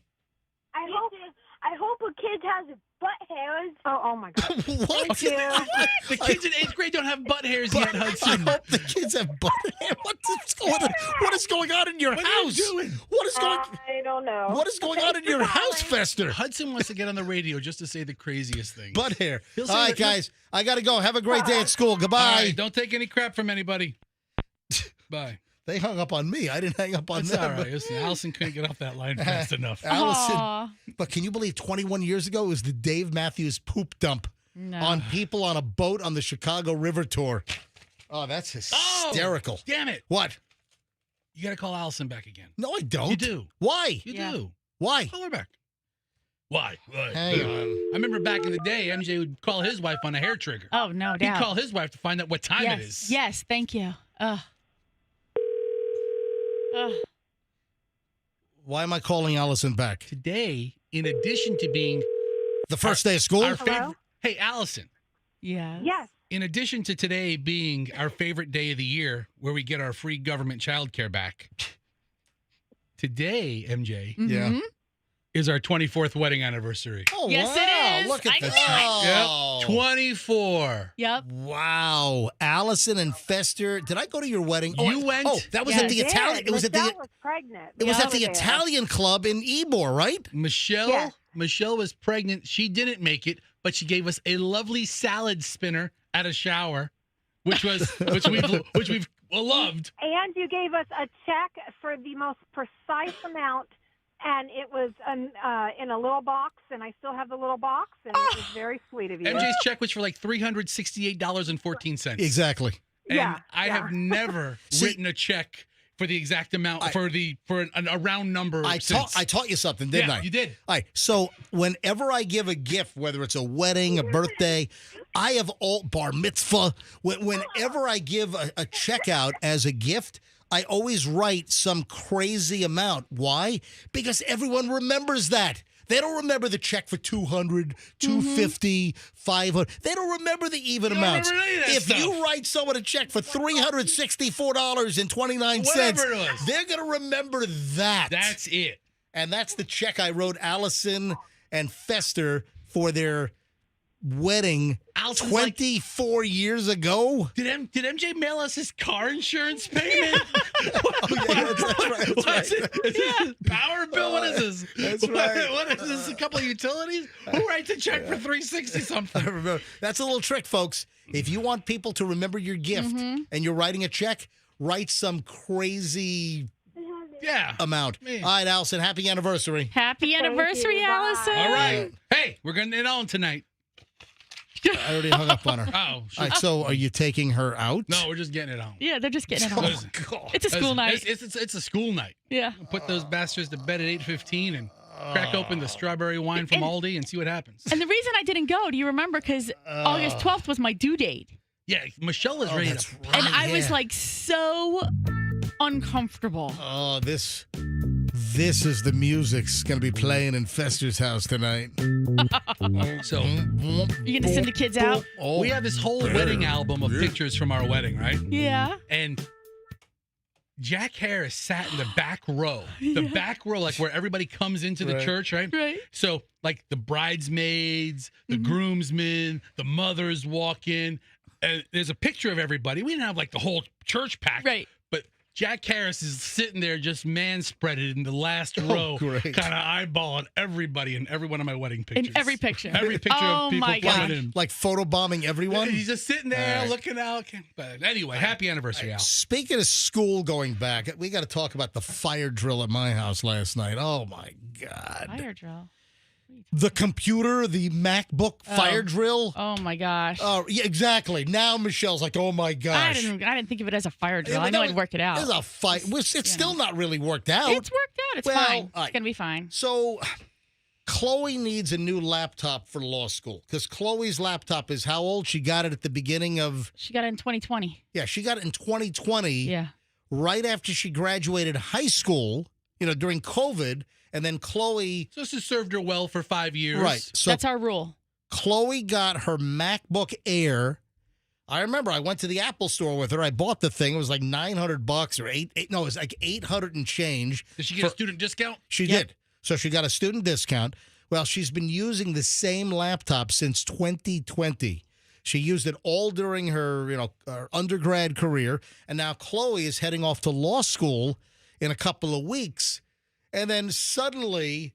It's not suddenly. Yes, they've been talking about it, but why did you guys decide to order the laptop at the last minute? She just remembered, hey, I haven't ordered my laptop yet. And so they started working on it and realized, oops. The whole country's ordering laptops right now. And you can't just... To get the unit that she wants like a MacBook... Air 15-inch. I'm sure it's a pretty popular book, whatever she wants. One terabyte of hard drive. It's probably the same thing that all these back-to-schoolers want. Guess how many gigabytes of RAM? 6. You have no idea what the hell you're talking about. Either. 24 gigabytes. Anyway, so and she wants like silver or the powdered blue. Nowhere to be found. So not in stock anywhere. The Apple Store doesn't have it. And then listen to this. To order it, it's like 2 weeks. Mm-hmm. So there's a 2-week. Usually, to order it today. Well, right? They ordered it last night. Okay, but they're going to be. We're already going to be on the road. They're going to be on the road, so they're having it delivered to a New York City Apple store. So as they drive up north, where Julian will be, and he's the one who is responsible for this type of purchase in our home. So Julian will pick it up from the store. Right, and then He'll we'll connect with him at some point so that Okay. he can get it to her. So, but why the hell did they wait until the last minute? And the problem is that there's short supply right now because so many students, whether it's, grade school, middle school, high school, all the college kids starting off. Cosmetology students, Yeah. chiropractor school, real estate school. All these people want these computers. Right, the beauty school, dropout school, right, all that stuff. But this is a hot computer no matter what time of year. They're back to school. Everyone's buying supplies and computers right now. So there's a lack of stock on the damn. It's working out. It's going to be where it needs to be. When it needs to be there. Yeah, and Julian will resolve everything and take care of it for us the way he always does. Listen, she should have it before she goes so Julian can set it up so she has all the right, word processing and. He'll either be with us or he'll be able to join us and take care of it. Whatever. Anyway, Yeah. big fire drill. Like, there was a big crisis last night. It's not available. It's going to be 2 weeks. They don't have it in stock. It's not going to be a 2-day delivery. I wasn't that worried about it. And then, with Apple computers. What was my input in this whole process? You called them little bastards for not ordering the computer earlier. No, this was my thing. After Julian worked up the thing, and I said, "Listen, let's figure out what store it is." That was the one thing I said. Let's figure out what store it is. And then once he did figure it out, and I was like, "Okay, send it to this store," because I knew I would be in the proximity. And I go, "Give him your credit card.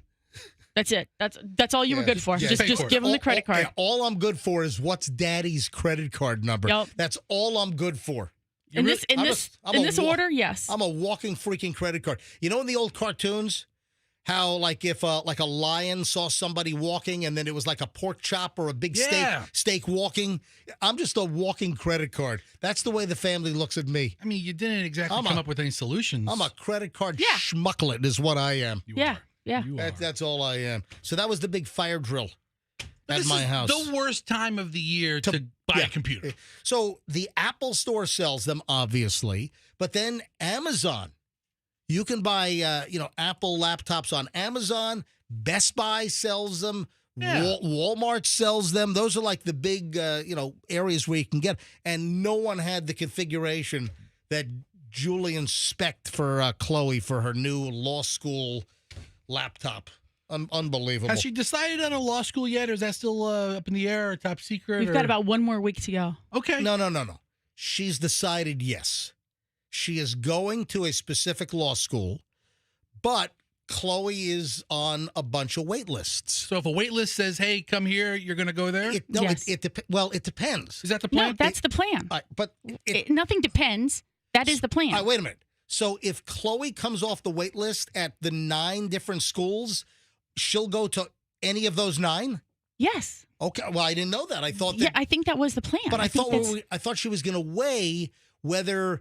She already has. That's why we're on the wait list. So, she could have removed herself from any of these wait lists at any point in time. So she's planning to go to ITT Tech college. Yes. Right. But if Oral Roberts University says, Chloe, we got space for you. Absolutely. She's going to ditch ITT Tech and go to Oral Roberts. Yes. Chloe, a higher power is calling you. Chloe, come to Oral. I don't like a school that starts with oral. Oh, I love it. I don't see how anybody applies anywhere else. So we might have to. This is crazy. We might have to pivot on a dime at the last minute and go to a whole different part of the country. We haven't signed a lease yet for her. We have to wait till the last minute. Chloe's going to be in the Red Roof Inn for the first couple of weeks, maybe. Listen, a little bit of roughing it. Listen. For as much roughing it she's doing it, it's not going to be that much roughing it. Yeah, that's what I'm saying. I'm you could sleep on a mattress on the floor for a couple weeks. Who cares? All right, 7:46 at the MJ Morning Show here on 104.7 FM, Q105. Spread the word about the MJ Morning Show. Hands down, the best morning show entertainment in the entire Tampa Bay area, the entire state of Florida. You know what? The entire freaking East Coast. Why not the whole country? East of the Mississippi. You know what? The whole freaking country, best morning show, MJ Morning Show, spread the word. If you know people that do not listen to us, if you know people that listen to something else, persuade them that pound for pound, the best content every single day. Like this. Another argument in my house yesterday. So the computer fire drill was like 10 o'clock last night. Yeah, great time to figure out Chloe needs a computer. 10 o'clock on a Sunday night. Fire drill. All right. So earlier in the day, I didn't leave the house yesterday. Did I? I don't think I left the house yesterday. I don't think either of us left the house. I did not leave the house. It was a lazy Sunday. Yeah. Rainy. What? It was rainy at night. Yeah. We were kind of raining on and off. All right. So I didn't leave the house yesterday. So I got out of bed, I brushed my teeth, and you know what? I had a couple things I could have done, but it just turned into a lazy day. I started prepping for the show. Like I woke up at 7 a.m. and I went downstairs. I had like half of the show or 3/4 of the show already prepped by like 9:30 yesterday morning. Michelle's still drooling on her pillow, right? So I'm downstairs and I'm wearing like red starter like workout shorts, like I'm wearing gym shorts, and I'm downstairs, and finally everyone wakes up. It's about 12 noon or 1 p.m. where the rest of the family migrates downstairs, right? And I'm in the kitchen. So I made vanilla ice cream yesterday. Okay. And Julian videoed the whole process, or the first part. So I made the Madagascar vanilla bean, awesome MJ homemade vanilla ice cream. I made it. Julian videoed it. And today, so the mix is still like in the fridge, kind of steeping and just getting all vanilla-y even more. And then later today, I'm actually going to freeze the ice cream in my my ice cream machine. So then we'll get that. And then we'll put it in the freezer. Then I'll scoop it out probably tomorrow. And then then Julian's going to put together an unbelievable video of every step of making the most delicious vanilla ice cream you've ever made. Anyway, so I'm downstairs. I'm wearing my gym shorts. Chloe comes downstairs. Oh, you think it's funny? Michelle, you think it's funny? I do. What am I, a clown? What am I, funny like a clown? No, in this case, Chloe's kind of the clown. Oh, no. Chloe yanks my gym shorts down. Luckily, I had underwear on. Lucky for who? There are times where I don't always wear. For everybody. Sometimes I will put the gym shorts on. That's one piece of men's clothing around the house you might wear loose. Like no underwear. None at all. Well, luckily yesterday I had underwear on, and I had my gym shorts on, and Chloe comes up behind me and yanks my gym shorts down, and I'm like, oh my God, you just pantsed me. Okay. And then Michelle goes, no, it's not. You got de-pantsed. I'm like, no, I got pantsed. This starts a whole freaking debate in my house about what it's called, the ubiquitous time-told story of, yanking someone's gym shorts down. It's called you got pantsed. And Michelle's like, it's called de-pantsed. Oh. Like, Fester. Yes. What have you called it when that happened? What? You know what? I'm going to phones on this. It's called a pantsing. You got pantsed. And Michelle's like, you're getting violent, saying, no, it's not. It's de-pantsed. It's grammatically incorrect to say pants, first of all. It's not a grammatical thing. But that's the way. It's a term. It's a term. The term is pants. Yeah, Fester. You got pants. I pantsed the Fester, guy. What have you always heard? Pants. Pantsed. In the prank capacity, it's called pantsed. In the... Have you ever heard it? That's like dumb school, by the way. Honestly, I'm sorry. It's the term for the prank. It's not the literal word. Yes, de-pants means your pants are being removed. Yes, de-pants. You've been de-pants. In the prank world, you pants somebody, you yank their pants down. No one calls it. All right, let's go to phones. Since 7th grade. All right, folks. Since 7th grade. You've not been using de-pants since 7th grade. Yeah. Oh, you lie. We are going to phones right now. All right, I'm going to phones. 800-990-1047. The phone number to call in to the MJ Morning Show right now, 800-990-1047. Have you ever said in school, or if you pulled a prank on someone, I'm going to de-pants you? Nobody said that. I went to a superior school, Department of Defense. Thank you very much.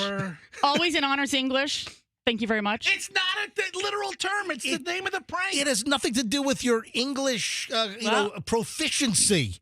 It has nothing to do with that. It's just the terminology, the term for pulling someone's pants down, it's called getting pantsed, not de-pantsed. It's de-pantsed. All right, let's go to phones. AI is agreeing with us. Screw AI. We need to go.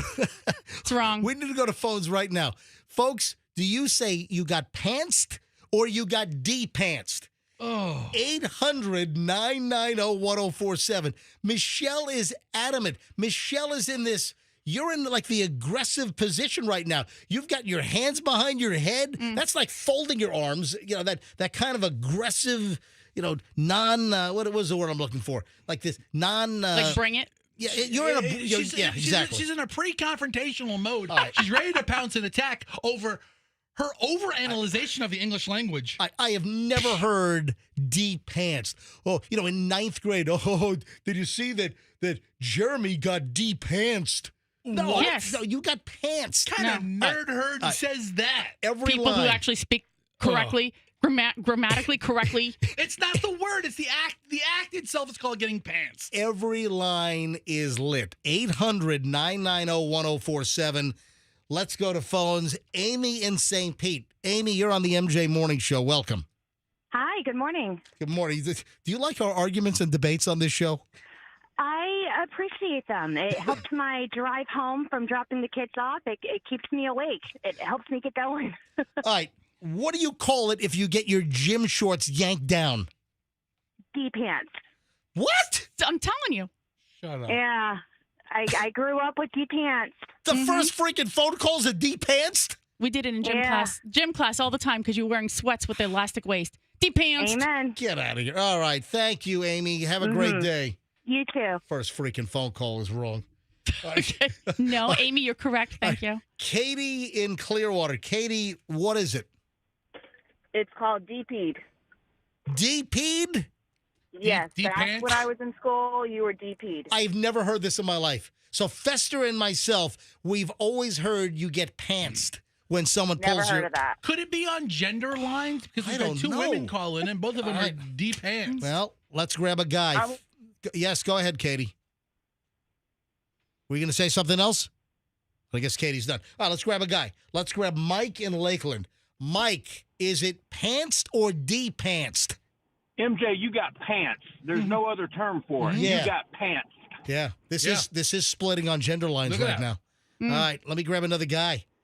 All right, thank you. All right, he says pantsed. Let's grab Mark in Tampa. Mark is on line 2. Mark, is it pantsed or de-pantsed? D-pants embarrassment. Okay, listen, D-pants. Another. So there's a guy with a D-pants. Thank you, Mark. I'll put Mark in the middle. All right, Dino in Sarasota. Dino, is it pantsed or de-pantsed? You got pants. It's always been pants. Yeah. And Michelle lost that debate. See? No, I think it's only been pants since Adam Sandler used it and made pants to like the word. When did he ever In some movie, he used it. It's always been called pants. It has been. No. Michelle, we were saying pantsed in like junior high school well before Adam Sandler ever made a movie, before he ever appeared on Saturday Night Live. Then you went to an inferior school in an inferior area. In Virginia Beach? Yeah. Okay. I thank you for the call. Melissa in Parrish, what do you think it is? It's D-pants. Oh, my God. I looked up, decompress means to, uncompress or remove. So D-pants. We get, but that's not Melissa, that's what I said to him. I said, if I'm going to declutter the kitchen counter, I'm not going to That's another word. Okay, yes. detangle. I'm not putting tangles in. I'm taking the tangles out. I rest my case, Michelle. All right, goodbye. All right. D is the prefix that means to remove. We get it. I get it. We no, understand apparently you that. don't. Apparently you need to go back to 7th grade English. The slang, it's not about proper English. It's the slang well, terminology. maybe that's, okay, I'm sorry if people want to use an improper term to bully somebody by removing their pants. It's the name of the prank. The prank is pantsed. Now, D would be something you use in front of deflowering. Like when I refer to Amy Carmichael, I deflowered her. What? Yeah, Amy Carmichael. Don't mention this on your anniversary. On your anniversary, you're talking about your first experience I'm just with. giving. What is wrong with you? I'm just giving examples of How you doing, Amy? I'm giving examples. Is Amy still in town? I think she got hit by a bus. Or she something. did. Oh, I should have made those jokes around MJ. No. I know MJ has 2 ex-girlfriends that are. Oh, we stop. Okay. All right, hey, Andrew, no more calls. I'll take Ryan, Jackie, Zane, Jamie, Les, Bill, and that's it. Bill is in Seminole. Bill, pantsed or de-pantsed? D-pants. Oh, Never geez. heard pants in my life. My God, right, Bill, what so are you, 100? The D is 5, and the regular pants is just 2 right now. Ryan is in Parrish. Ryan, go ahead. Good morning, MJ. So we had this debate not too long ago as well. Wow. And I'm a 42-year-old male, and we called it in elementary school and middle school shanked. You got shanked. Ooh. Okay, so shanked is another term, non-pants specific. Oh, and Burger King Bobby just texted me. What does he have to say? He said you got bagged. He said that if you yank someone's pants down at school or like gym class, whatever, it was getting bagged. All right, so MJ, while we're talking about all this in this second, read the AI overview. Pantsed refers to the act of having one's trousers pulled down, often as a practical joke or form of bullying. Right, but then it gives other names for it. It's also known as de-pantsing, de-bagging, dacking, flagging, sharking, scanting. My God. Yeah. Hey, thanks for the call, Ryan. So it has a bunch of names, but the main name is pants. That's because that's what you Googled. I got to move on, but let me blow through these calls quickly. Jackie Brandon, what is it? And we called it bagged or bagging. See? Is other terms. But I want to. So, did you ever use pantsed or de-pantsed? No, I had never heard of either until you guys talk about it on here. So, Jackie. It was always got bagged. Jackie's joining Burger King Bobby. Mm. All right, thank you, Jackie. Zane is in Newport Richie. Zane, go ahead. Hey, so I'm a modern day high school. We've always said D-pants, always. Oh, jeez. Thank you. I can't believe you're. All right, Jamie in Spring Hill. Jamie, what is it? Good morning. We always called it draping. And I'm, you know what? I'm 48 years old, and it would be like, oh, he got draped. I feel like I've heard that term in the past. You got draped? That's a secondary. That's a second tier term. That's not even in the AI overview on Google. That sounds so sexy. Yeah, Jamie. I mean, even my 7-year-old's like, Mom, they get draped. All right. All right. Thank you. Just don't, have a great day. Yeah, don't forget the D, or else it changes things entirely. Les in Newport Richie. Les, you're on the MJ Morning Show. What do you call it? Yes, sir. It's called pants. Yes. There's no other way to get around it. It's pants. Thank it's been you. that way forever, and when people change it, it just makes it totally different. All right. Thank you. Diane in Dunedin. Go ahead, Diane. Did I lose Diane? Oh, I didn't hit the right button. Oh. Diane, you're on right now. Go ahead. Diane, what is it called? No, it's pants. Yeah. It doesn't have anything to do with grammatics. It's the term for a prank. Yep. The name of the prank is pants. All right. Pantsing is coming back strong right now. All right. One more call. Oh, it's Racy Stacy in Largo. Talk about somebody who knows a thing or two about pulling pants down. Yeah, I'm guessing Stacy's had her. Stacy, have you had your pants pulled down more often, or have you pulled pants down more often over the years? Actually, when we were in high school at Pinellas Park High, we called it shanking. Yeah. All right. Yeah. It's another acceptable secondary term. All right. Thank you, Stacy. I mean, Fester, when I Googled de-pants, it says it's a slang verb. It's like literally, it's a real word. I mean, this is like a civil war of pulling in my pants house, down. Oh, yeah. Grammar in my house is civil war. All right. We started a huge debate on the first day of school. And so let's help all those people going to school, all you students out there. You should have a game. No, challenge. No. Deep-pantsing challenge. No. Deep-pantsing challenge. Michelle, don't encourage. See, I'm gonna tell you right now. Don't get suspended the first day of school by yanking someone's pants down. All these little kids. It's a contest. How many pants can you pull down? No. All these little kids.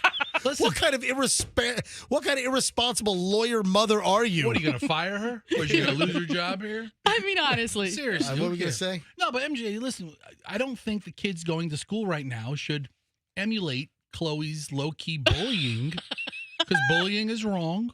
I stand against bullying. We see in my world, we didn't do it as a bullying. It was just like a fun, like prank to play on somebody. Nobody was like this specific target because they were being bullied. everybody in gym class had it happen to them at least 5 times in the year. Let's get back to Chloe. What the hell was she thinking the outcome was going to be? Either her dad's. I backhanded her, and they called the police. No, I'm kidding. I mean, you either see your dad's butt in underwear. Well, listen, or you see your dad's butt and junk. I was angry, and Chloe and Michelle are rolling on the floor laughing. Great. All right, moving along. Pantsing. Moving along. D pants won, by the way. All right. Thank you. Yeah, it was 60 pants to 4 pantsing, and then we had all the other calls with different names. We had a crazy movie weekend at my house. We saw, how many movies did we see or go to? I know we went to one in the theater. At Fester, we saw a movie on Saturday at 12:30. Oh, man. Hang on. We'll get to that in a second. But let's see. Friday night, we watched an old classic. We watched The Last Picture Show because I had never seen that. And it was an Academy Award nominee from like 1971 or something. What did we watch, Michelle? We had a very eclectic, crazy weekend. It was like we didn't pigeonhole any particular genre. The thing was, we were trying to go see Weapons on Friday. Right. And by the time we decided to get the tickets, it was sold out. The center seats we like to get. Yep. So then we ended up going to the pizza shop. And on the way home, we did our favorite thing. Oh, my God. That's hold on. Just keep pantsing each other? No. No. Oh, That's his favorite thing. Hang on. I'll get thrifting. By the way, I shot a video. Dude, that video, man, it is disturbing in more than one way. Hold on. I shot it. I saw it Saturday. Hang on. And I'm like, don't jump and just stop. We'll get to this in a minute. The only thing I say is, what the hell is he thinking? Okay. So for both of the things. Hang on. I'm doing this chronologically, and he wants to just jump around. I shot a video. This is why, folks, you need to be following me on Instagram. This is why you need to follow me, Certified MJ Radio. If you don't follow me, give me a follow because you don't know what's going to pop up like Fester's disturbing commentary on a video that I posted on Friday. Double disturbing. All right, hang on. Certified MJ Radio. What did I do? We'll explain in just a minute. First, though. Are we going back to the movies? Yes, we haven't finished that. We're at the movie. We haven't finished it. Folks, I've got a movie recommendation. Holy schmoly, was it fantastic. All right, so we watched The Last Picture Show, a black and white film from like 1971 or something. We also watched Happy Gilmore 2. Good. That was good. I told you. You know what? I liked it. Happy Gilmore 2 was good. So we watched that on Netflix. And then we went, did we watch anything else, or were those the 3? Did we watch 4, or am I missing anything? You watched Happy Gilmore, the movie in the theater, and anything else? No. Oh, and the Last Picture Show. Hold on. We watched Happy Gilmore at home on Netflix. We watched The Last Picture Show at home on Netflix, on Amazon Prime or something. And then, no, there's one more we watched. Oh, we watched the preacher guy. Yeah. Another famous movie. Oh, the famous movie about the preacher guy. Oh my gosh. You need to write this down. I know. Was it the horror movie or was it the... No. We watched another great classic old movie. Oh, crap. Anyway. I can see it really resonated with you. The thing I really want to talk about is what we saw in the theater Saturday afternoon. We went to see Weapons. Michelle already kind of tipped it off. Weapons is fantastic. The Night of the Hunter. Yeah, we watched The Night of the Hunter. That was the other old movie. So we watched 4 movies this weekend. So Weapons, which is in theaters now, fan-freaking-tastic. What a movie. Is it a horror movie? Yes. Yeah, it is. Yeah. All right, I'm never going to see it. Why? There's 2 kinds of movies I don't watch. Yeah. One of them is horror movies. What is wrong with you? I don't watch horror movies. I have no desire to see horror movies. But it's, dude, you're missing like The Exorcist. Never saw it. Really? Never saw it. I have no desire to see horror movies. 2 kinds of movies I don't watch. The Omen movies. Do they scare you? I don't. They just don't. Oh, Fester's a scaredy cat. It's not, I don't think I'm a scaredy cat. I just have no desire. Nothing about a horror movie sounds fun. Because if I don't go to haunted houses, I could give a crap about Halloween. I mean, Hold on. everything horror. You've never been on a haunted hayride? No. And if I was, I didn't love it. I was like, okay, yeah, thanks. I can watch the horror movie now because I'm like sleeping with someone. But if I were not sleeping with Oh, someone, if I baby, were like she's- alone in yeah, the she- house, she's sleeping with someone, all right. She's trained the kids into pants Yeah. here. I would not. I would not be going to see a horror movie at all. I would never watch a horror movie if I were like alone in the house. So tell me how great this horror movie was. Let me guess. There were a Oh. bunch of kids No. and a guy with a chainsaw and a bunch of horror movie. No. My ass can write one in its sleep. There were a bunch of kids. 17 kids disappear. Yeah. At 2:17 in the morning. Is it ripped from the headlines or is it like a fake story? No, it's called it's not nonfiction. All right. Listen, this movie is fantastic, folks. So it's fiction. The word of mouth on weapons is phenomenal. Hey, go to Rotten Tomatoes. Not nonfiction would be fiction, right? Yeah. Okay. So go to Rotten Tomatoes. All right. I'm sure it's got like a 95 critics and a 95 audience. It is fantastic. All right. So what is the go to weapons Rotten Tomatoes? Oh, I was right. 90. It's a 95 critics. It's an 87 audience. I'm telling you right now that I'm right on board with 95. I'm telling you, this movie's fantastic. What did it do at the box office? What did Weapons do, Michelle? 70 million globally. Great. So total, domestically was 42.5 and international was 27.5. right, the word of mouth is going to grow on this. This is going to have a second strong weekend. Folks, I'm telling you, Weapons is fantastic. So a couple of things on this movie. So the big stars in the movie, Josh Brolin, who I like, and Julie Garner. And Julie Garner, she played, what was the character she played in Ozark? Ruthie. Ruthie. Oh, yeah. She was Ruthie in Ozark with a little southern twang going on in the holler and all that stuff. And, and you know, she's from like Yonkers, New York. Yeah. Seriously, she's like from New York. This Julie Garner. She's fantastic. So they're the main actors, and Julie Garner plays. This is a great story for the first day of school. Yeah. It's a great first day of school story. So she's a teacher, and one day all the kids are missing except one kid. And that's all I'm going to say. I'm not going to spoil. And this story is phenomenal. Then there are twists and turns. I highly recommend the movie. By the way, Josh Brolin and Julie Garner were not the original stars. Julia. What'd I say? Julie. Julia? What is her name? Julia. Is it? It's not Julie. It's No. Julia. You know what her friends call her, Julie. Yeah, there you go. Her mom calls her Julie. I'm just real close. No, they Jules. call her Julia. Okay, whatever. Julia Garner, Josh Brolin, Gotcha. and then other people. Okay, so they were not the original stars. Yeah. It was supposed to be Pedro Pascal, and I always can't pronounce this. Renee. I always. Can you spell it? Renata. Renata. Is it? Anyway, her last name is Rinsva. You know what I'm talking about? No. Renata. Anyway, I've never heard of her. Isn't the Renata a Buick? It's the Buick Renata. I don't know. All right. So those were the original stars, but they were unavailable because there was a delay because of the writer's strike and everything. So there was a big delay. Yeah. Anyway, I thought the movie was absolutely fantastic. Oh, and there's one other thing regarding weapons, which is really interesting. There was a bidding war for the movie because the dude, Zach Krager, also, he did Barbarian. And that was another spooky movie that Michelle and I watched, and that was good. Yeah. That was a lady shows up at like an Airbnb and someone's already in it. Anyway, that was a good movie as well. So that movie was critically acclaimed, did well, a lot of buzz on that. So when this guy, Zach, comes up with this second idea, this second movie with this weapons, there was a bidding war. And Universal wanted it. New Line Cinema wanted it. Listen to this. So Jordan Peele, you know, the guy behind Nope. And what was Jordan Peele's other big movie? He did Nope and what was the other one? Get Out.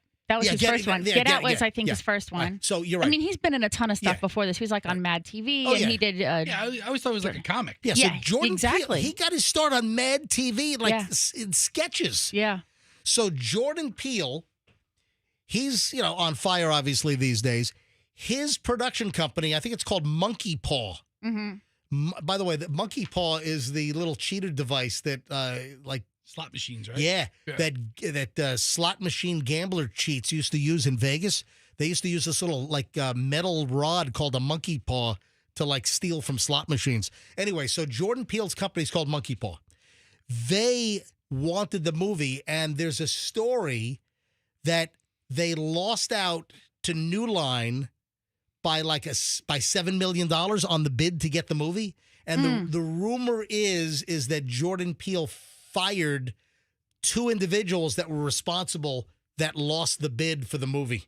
Now, there are other stories that say that's not true, but that's one of the rumors that's floating around. Anyway, this weapons thing. I mean, the budget was only $38 million, so lose by 7. It's a big number when you think of the percentage amount, but when you think about what it's going to end up doing, they probably should have, gone for it. I'll tell you, movie's fantastic. Fester, go see the movie. No. He doesn't like. He doesn't like horror. No, because you know what? I don't like that darkness. Right? Like I cannot stand to be in the dark. So I understand that. Why would he want to go see a horror movie? Not his thing. Yeah, it's not my thing. Anyway, folks, I'm telling you right now, the movie is absolutely fantastic. The video, man. First of all, I don't know that I've ever seen you in a thrift shop before. So I know that Michelle goes all the time. I know that Julian loves them. I don't know that I've ever seen you there, which I thought was entertaining. And then, what the what? And then, what the what?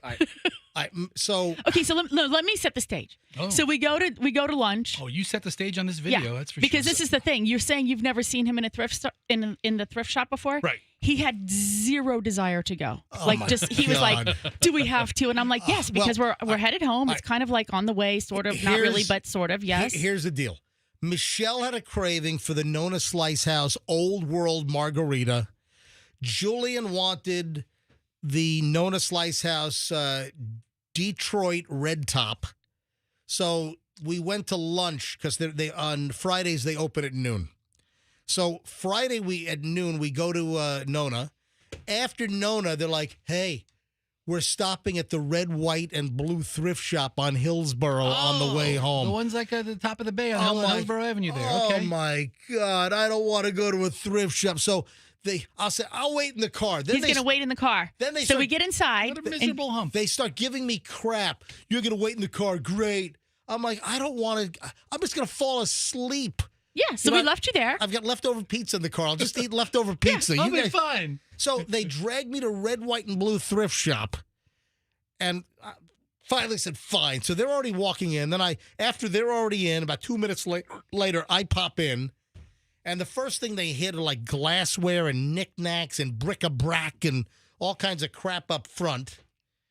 And then they move to the book section. So you want to pick it up from here, Michelle? I'm sorry. I'm a sucker for books. So I'm looking at, they've got like 5 shelves back, front and back. This is a lot of books. I've been to a lot of thrift stores, and this is a large book section. Yeah, I'm loving it. I'm looking at every single book. All right. So I look over, and Julian is reading a very disturbing book. So I look as I'm just like in the corner. I'm watching these two, Michelle and Julian, looking at the books, and Julian takes a book off the shelf. I'm like, hell nah. And I'm very disturbed by this. I'm like, you know what? I'm going to roll video. All right, Festa, reset it. All right. So as I roll video, Michelle is bent over, and I got a great shot of Michelle's butt. Folks, you want to see Michelle's butt? Ooh, it's on the video. And then it culminates with what Julian was reading.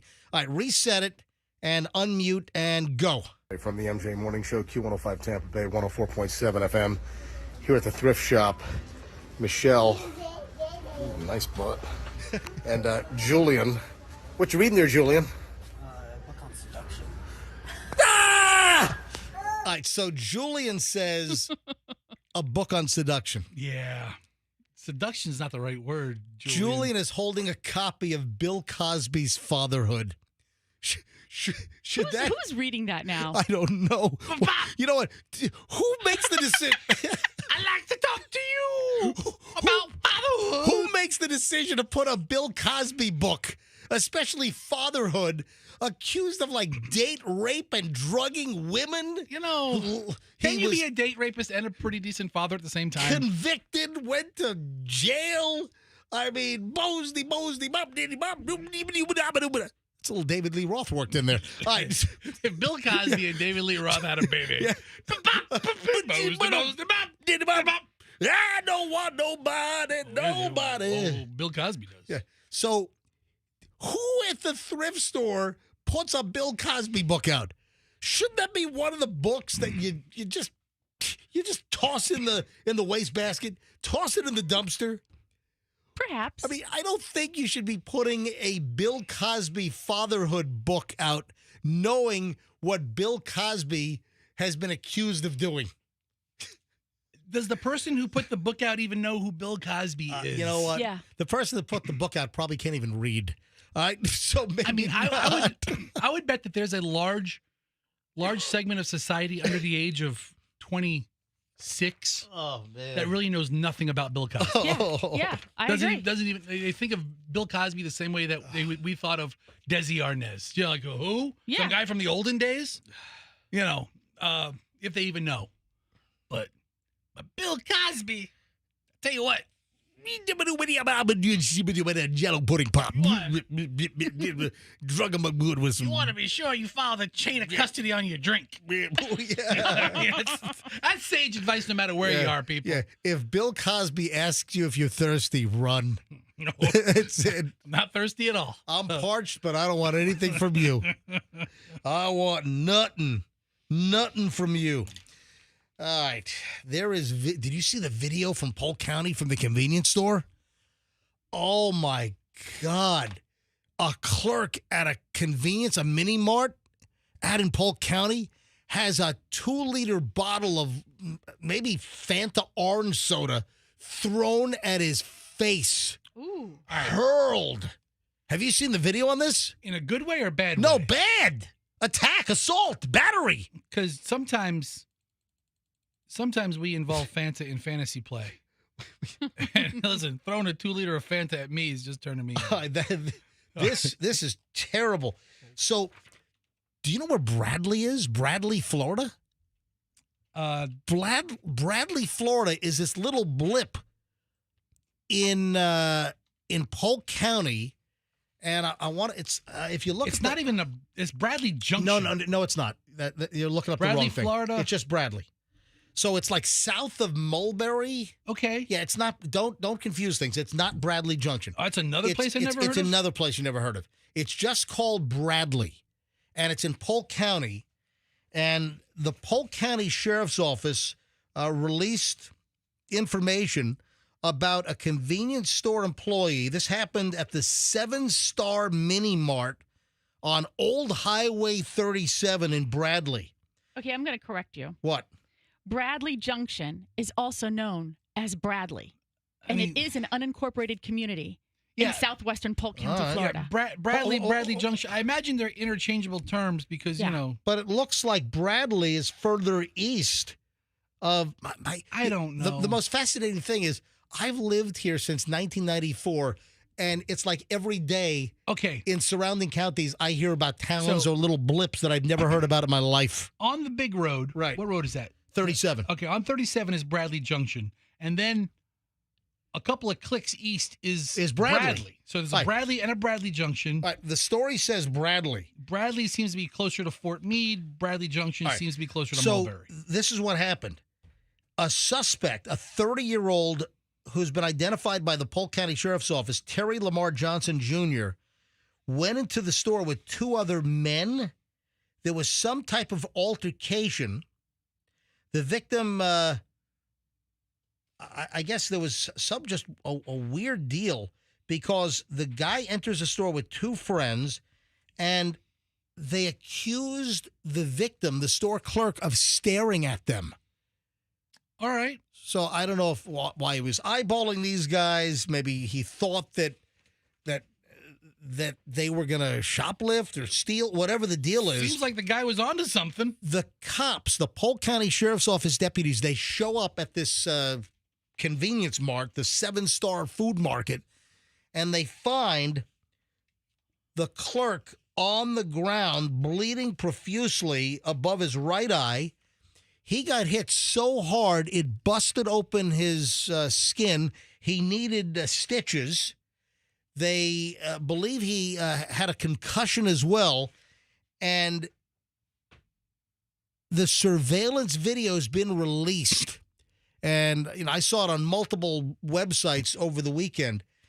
And this guy, the perp, this Terry Lamar Johnson, took a 2-liter bottle of orange soda and flung it. I mean, hurled it, winged it at this guy's head, and it busted his whole, eye open, above his eye.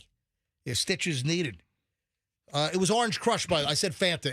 I was looking at the bottle. The police report says it was a 2-liter bottle of Orange Crush. Meanwhile, that's more appropriate because this guy got crushed by the Orange Crush.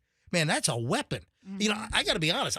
I don't know whether getting hit by a brick or getting hit by a 2-liter soda bottle, if there's any difference. I mean, between the two, I guess I would take the soda bottle. So the victim fell unconscious, bleeding, concussed. Then the surveillance video shows, the whole incident go down. They were arguing. Then the perp approaches the clerk, and then from maybe 4 feet away, wings the soda bottle at this guy's head at full rip. Oh, this is awful. Oh, felony battery. It's unbelievable. Orange freaking Crush.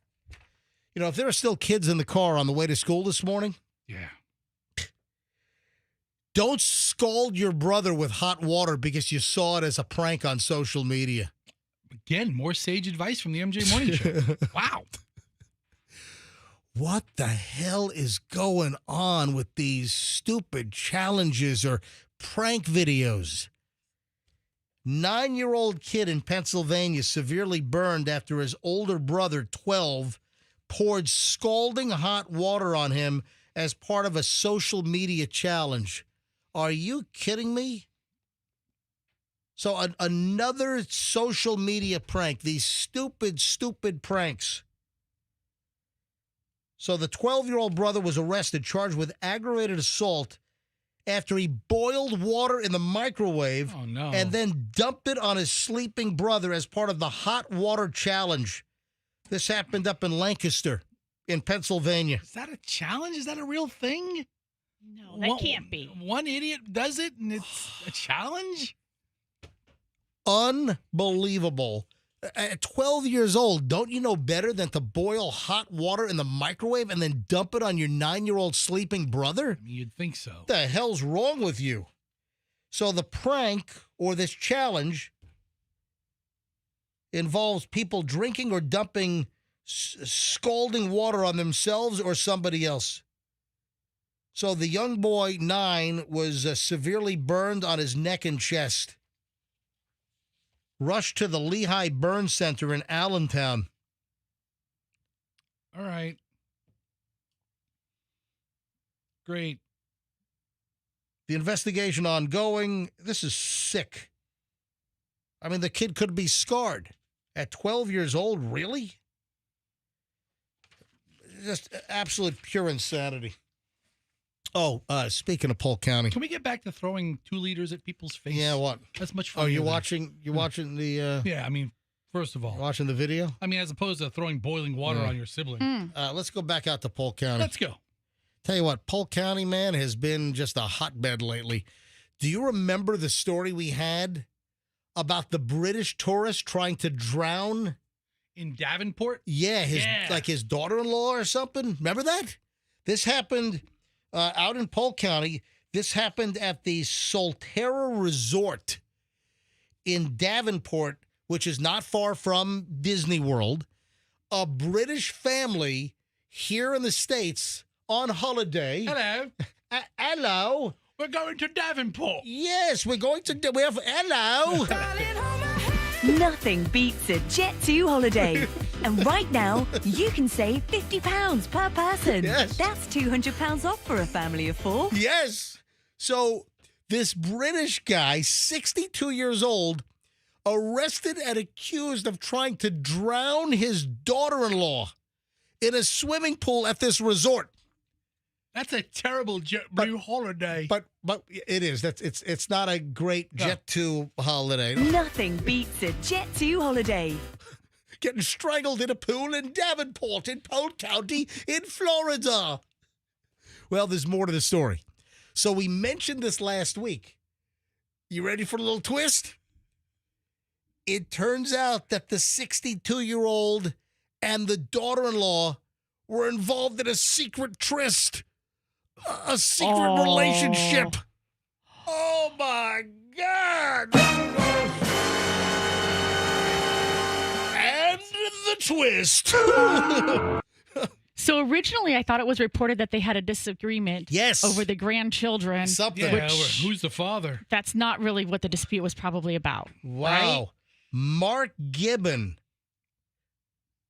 has allegedly been in a relationship with his own daughter-in-law, who he's now accused of trying to drown in a swimming pool near Disney World. So he's with his son's wife? Oh, by the way, wait a minute. You're going to love this. Ooh, yeah. Listen to this. This guy, Mark Gibbon, the 62-year-old, yeah, he's apparently a famous lighting director and lights like stage shows. He's done lighting for bands and stars like Ed Sheeran, Mick Jagger. Wow. Holy crap.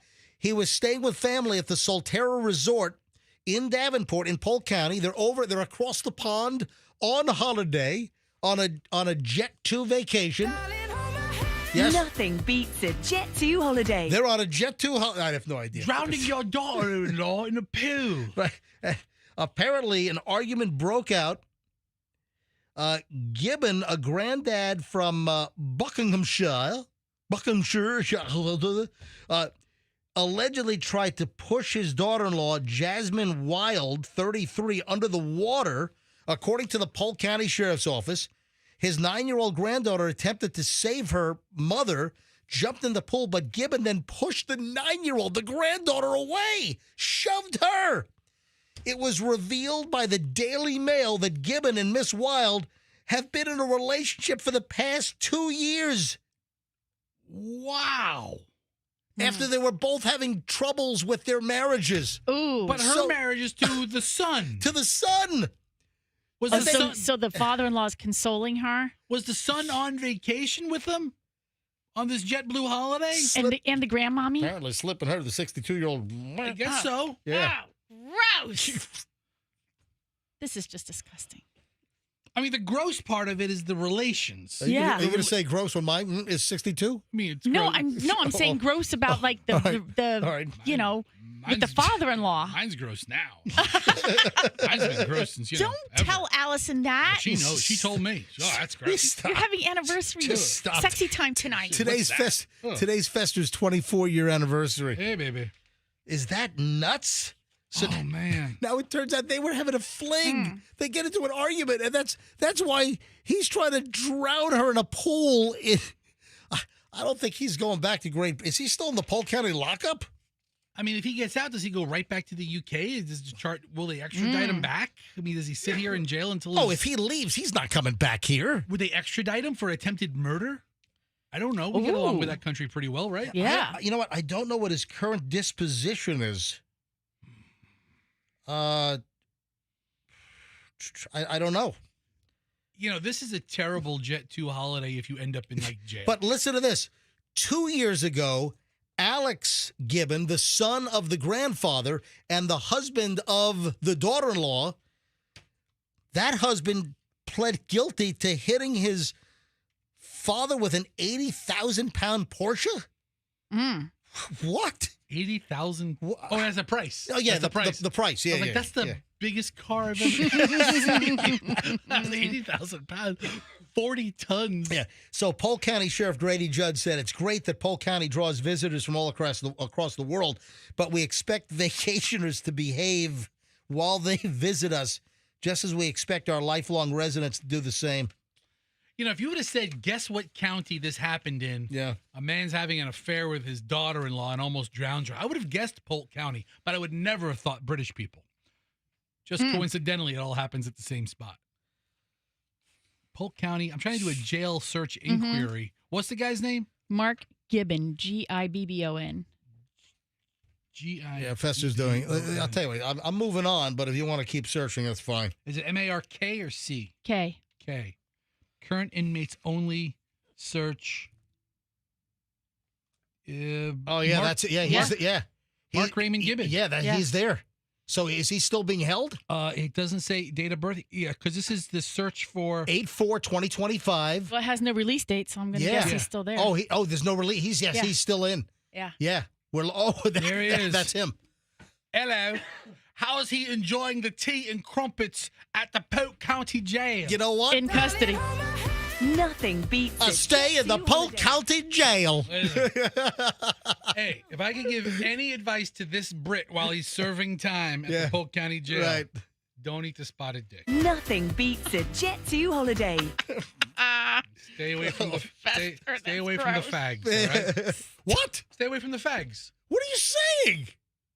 Dude, that'll kill you, dude. Lung cancer? Oh, cigarettes. Yeah, he's British. I'm talking his language. Oh, that's right. That's right. They call cigarettes. That's right. We're speaking his language over here. I'm trying to communicate. I mean, spotted dick is a delectable dessert. I got you. Yeah. But you don't want to eat it at the Polk County Jail? Who told you that? Oh, that's what the can say. Man. You know what? I didn't get to this story on Friday or Thursday. I had this last week, and then another one popped up. Did you see the woman here in Florida that posed as a nurse and apparently has treated over 4,000 patients? But she's not a nurse at all? She's not a nurse. Mm-mm. Was she just buy some scrubs from like the scrub store and just showed up one day? Hey, listen, there's like a scrub store on Kennedy. Yeah, they're all over. What are the ones that all the doctors and practitioners are wearing? Figs. Have you seen those? Yeah, there's like within the last 10 years, like this new scrub line came, or at least that's when I saw it advertised. Figs. Okay. But there's some place on Kennedy that sells uniforms. Yeah. Near La Segunda down over there by Jimbo's Barbecue and everything. All right, so listen to this. A Northeast Florida woman, this is up near the Jacksonville area, has been arrested allegedly impersonating a registered nurse and providing medical care to thousands of unsuspecting patients over the course of 18 months. Autumn Bardisa, 29, she's from Palm Coast, charged with 7 counts of practicing a healthcare profession without a license and 7 counts of fraudulent use of personal identification. Information has come out after a 7-month investigation involving local, state, and federal agencies. This is one of the most disturbing cases of medical fraud we've ever investigated, said Flagler County Sheriff Rick Staley. This woman potentially put thousands of lives at risk by pretending to be someone that she was not and violating the trust of patients. She was arrested Tuesday, being held on $70,000 bond. Yeah, had the story last week. So authorities said that Bardisa used another nurse's license number to fraudulently gain employment at Advent Health Palm Coast. I mean, if you have the number, that's what they look you up as. Yeah, their Parkway Hospital. Is that not nuts? She, according to the arrest affidavit cited by CBS Orlando, Bardisa assumed a name similar to her own in order to obtain the job, which required a registered nurse license. She claimed to be an Education First RN, someone who completed nursing school but had not yet passed the national licensing exam. She then told the hospital she passed the exam and submitted a license number belonging to a nurse who shared her first name but had a different last name. They might need to tighten things up over at Advent Health a little bit. First names matched. The alleged deception unraveled earlier this year when she was being considered for a promotion. Can you believe that? What, she learned her skills on YouTube? But we're all really impressed with what you bring to the workplace. Oh, my God. Was she like, no, I don't need a promotion. I'm fine right here. How did she not botch things up? Yeah. How did she not screw things? Over 4,000 patients were seen by someone without training. All right, hold on now. Let's talk about this. She's not performing surgery, and most of the times when I see the nurse, it's just like in a consultation type capacity. She's just taking notes. So you'd be comfortable with this one giving you a shot? No, but what I'm saying is she's not. She's going to do the measuring and do the little flick on the needle? She's not drawing the blood herself necessarily. Okay. Maybe she was. Maybe she was. No, registered nurses draw blood. Yeah, sometimes, but I've had plenty of interactions with registered nurses where they're just like, oh, yeah, okay, yeah. What are you doing? All right, so wait a minute. Then there's another nurse story. It's like Nurse Ratchet, Nurse Jackie. All right, now we have a Lakeland nurse sentenced after stealing fentanyl from patients and injecting herself in the bathroom. What the hell? A Lakeland nurse has been sentenced to 5 years. She's going to federal prison, pled guilty to ripping off fentanyl from patients all over the Tampa Bay area. Yeah, Eric Brewer, 30, worked multiple hospital gigs around the Tampa Bay area and stole or tampered with fentanyl at 5 of the hospitals that they were able to, I guess, put the story together. He took needles, syringes, and saline flushes from a supply room, entered the room of another nurse's patient, stole the patient's fentanyl drip by redirecting it into a cup. So he would pull the tube from the baggie with the fentanyl, put it into a cup, and then go into a bathroom and then shoot up the fentanyl he just ripped off from the patient in pain. Ew. Is that unfreaking believable? Also stole medication directly from secured lockers. That's like Nurse Jackie right there. On other occasions, according to Channel 8, Brewer diluted the supply with saline and kept the amount he siphoned off for personal use. So he would reduce the amount of fentanyl, the drug, in the drip for the patient that needed it and filled it with saline to make it look like it was still a full bag or that he hadn't taken anything. What a sicko. Yeah, so I guess this whole thing unfolded back in 2023. Did he drink it? But no, he was shooting it up. Oh, okay. Dude, I said that. Listen, tune in, 104.7 FM. Did he go back to work like all high like that then? I mean, apparently so. That's really scary. Wow. So I guess now he's been sentenced. So the whole thing got discovered, unfolded. The guy was busted back in 23. Now he's going to do 5 years in federal prison. That is disgusting. Hey, Michelle. Yeah. What is the most attractive hobby that a man can have? Let's see if you can zero on in. According to women, this is like number one. Survey says, what is the number one answer on the board? Most attractive hobby. You know what? I want to go to phones on this. You know what, Michelle? Hold your thought. The most attractive hobby. Yeah. I want to speak to ladies right now. Is it a regular hobby? Hang on. Wait. Is it? Do you mean like it like it's something that people desire for the other person to do, or it actually makes you physically attractive? This is very simple. No, it's not. Women say this is the most attractive hobby a man can have. So this is a hobby that a woman finds very attractive. All right, let's go to phones. Ladies, our women listeners, of which there are many, and I'm highly appreciative, please call right now. Women, tell me what hobby you think women find most attractive. 800. What do you go? I don't know. I'm thinking of every hobby I could think of for a man. Sounds pretty unattractive. 800-990-1047. Ladies, that's how you get in. Dial up right now. 800-990-1047. What time is it? 8:41. All right, we have time here.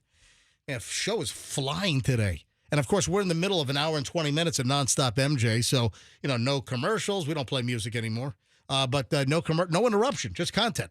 All right, ladies, what hobby do you think women find most attractive? And listen, go ahead and roll out your thought.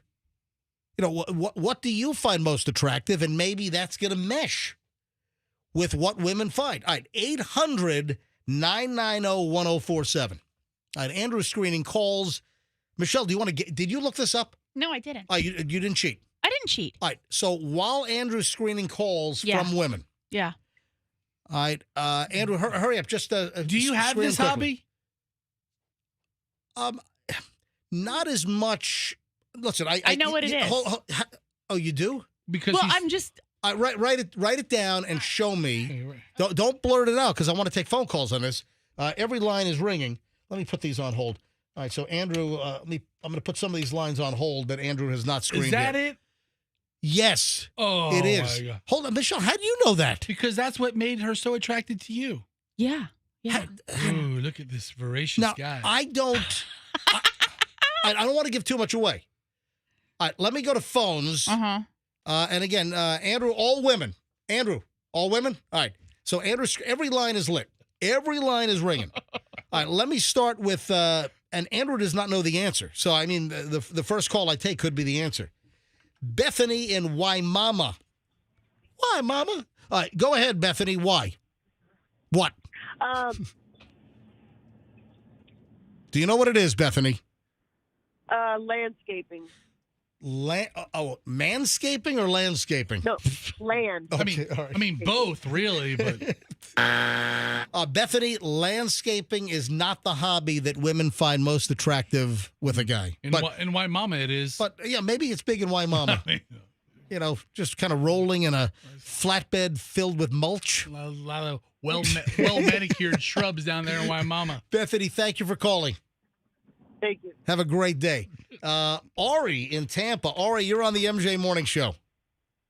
Good morning, guys. How are you doing? Is it Ari or Ari? How do you pronounce it? My full name is Ariel, so I go by Ari. Oh, very nice. Ariel in Tampa. I actually used to intern for you guys back in the day. Ari, you interned for us on the old MJ Morning Show? I did. I was in college, and I came in and actually... Fester, congratulations on your anniversary. Thank you. I actually know Fester and Allison from Grace Family. Oh, Church. yeah. I remember. Good for you. Oh, I didn't hear what she said. You just Allison and her went to church together. Oh, yeah. All right. So, Ari, when you interned for us, you were what, like 18, 19 years old? Yes, sir, I was. That's right. Oh, my God. How old are you now? You're in your 40s? Almost. I will be 37 in a few weeks. Oh, my God. That's unbelievable. All right, Ari, do you know what the hobby is? I think so. It's either, I have two guesses. It's either working with your body or working with your mind. So it's either fixing stuff or maybe like learning a foreign language or learning about other cultures. All right, so let me answer that your guesses in Spanish. No, don't give it a... No. I don't... It's not learning a foreign language. All right. You know, Ari, you don't have it nailed, but Ari, great to hear from you. Thank you for being an intern many years ago. That's an awfully vague answer, though, working with your mind or working with your body. Ari, keep in touch with us. Have a great day. Thank you, Ari. Yeah, you too. Take care, guys. All right. Stephanie in Lakeland. Stephanie, what do women find most attractive as far as a hobby that a guy has? It would be cooking. Oh, that's a good guess, but cooking is incorrect, but a very, very good guess. Thank you. Colleen in Clearwater. Colleen, what's the hobby that women find most attractive that a guy does? Fishing. Fishing is incorrect, but Colleen, thank you. Christina in Brandon. Christina, what's your guess? I was going to guess cooking or motocross. Both are incorrect. But thank you very much, Christina. I had a few more here, and then I'm going to let Michelle blurt it out because Michelle actually did guess it and wrote it down. Denise in Wesley Chapel. Denise, most attractive hobby a man can have according to women. Good morning. Morning. Hi, yes, I'm thinking like growing roses or having gardening. A horticulturist?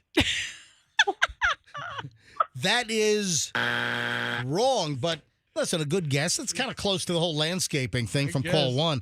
Denise, thank you for trying. All right, last call, and then we'll reveal it, and then I got to move on. Come on, Darlene. Darlene in St. Pete. Darlene, do you know the most attractive hobby a guy can have according to women? Well, not according to these women. Darlene, are you there? Hello, Darlene. All right, Darlene, the line is still... Someone must have called Darlene because the line is still active. Are you saying Darlene? I'm here. Hey, Darlene. Darlene, where were you? Oh, sorry. I'm working.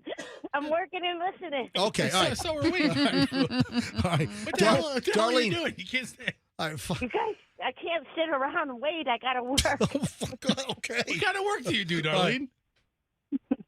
Oh, I'm cleaning. Okay. Cleaning right now. Gotcha. All right, Darlene, what's the hobby? Reading. Last call, correct. See? Yes. Yeah. My husband told me that. Yeah. The most. He told me it last night. Wow, reading is the most attractive hobby a guy can have, according Not to a. me. Yep. A survey was conducted by Date Psychology, and the company listed 74 male hobbies, and the most chosen attractive hobby was a man that likes to read. Really? Yeah. I don't know. You used to read a lot more. I did. Well, listen, I still read. No, But no, it's- you used to read books. I know. A lot. But- Like we would go on vacation and you and I would bring books and we would just relax and sit by the pool and read.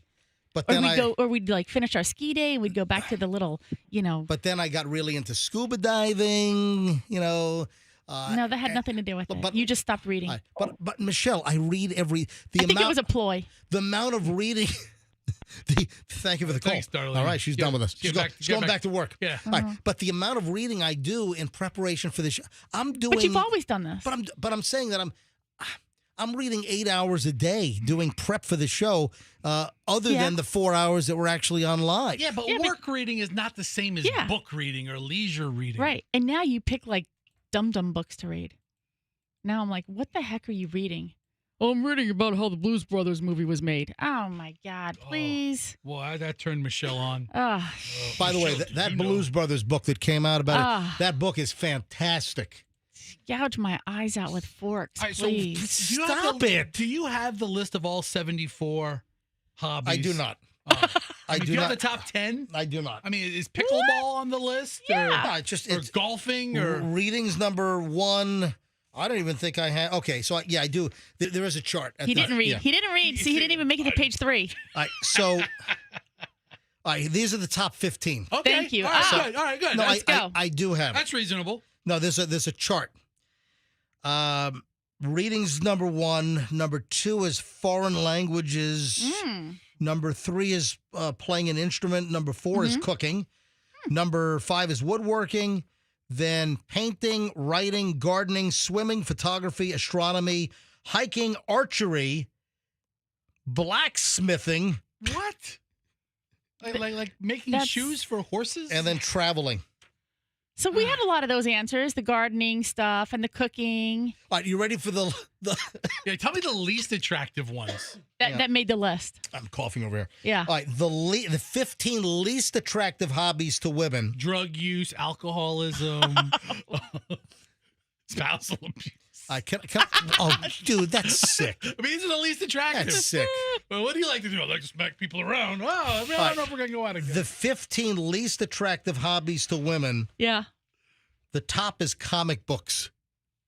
Oh, interesting. Next is cosplay. Oh, man. Next is debating, drinking, MTG. What's that?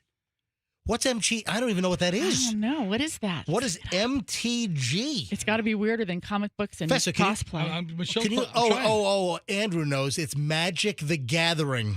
I'm looking. Yes, Magic the Gathering. What is that? It's like a card. It's like Dungeons and Dragons. It's like a card game where it's like choose your. Andrew just called me a schmuck. I mean, is it? Andrew said he looked it up. He didn't know off the top of his head. Okay, so is it like? It's how I said it. Magic the Gathering. Is that like the cards and I think and so. like the little characters and everything? Like Secret Lair is here to celebrate everything we love about Magic. There we go. It's like Dungeons and Dragons. I think for. All right, then continuing the least. Sort of, I think so. Yeah. So continuing the least. I think it's card collecting.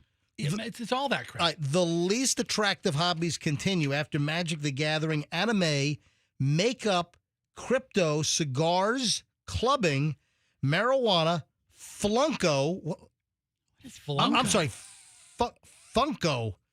What is Funko? Funko. I don't know. What is that? What is Funko? Is it those little dolls? Funko. Look, what is Funko? Hold on. Official. Yeah, so it's those big-headed dolls. Oh, my God. They sell them everywhere. It's like caricatures of... Is that like, does who? Does Labubu fall under this? I mean, no, it's like... No. I've seen them like at Walmart where it's like... Oh, my God. Characters or superheroes or anime characters, and they have like these big monster heads and skinny bodies. Then arguing online. That's a hobby? Arguing online? Oh, yeah. You kidding me? I know guys where that's their whole life. Porn. Porn is on the list of least attractive hobbies. All right, so...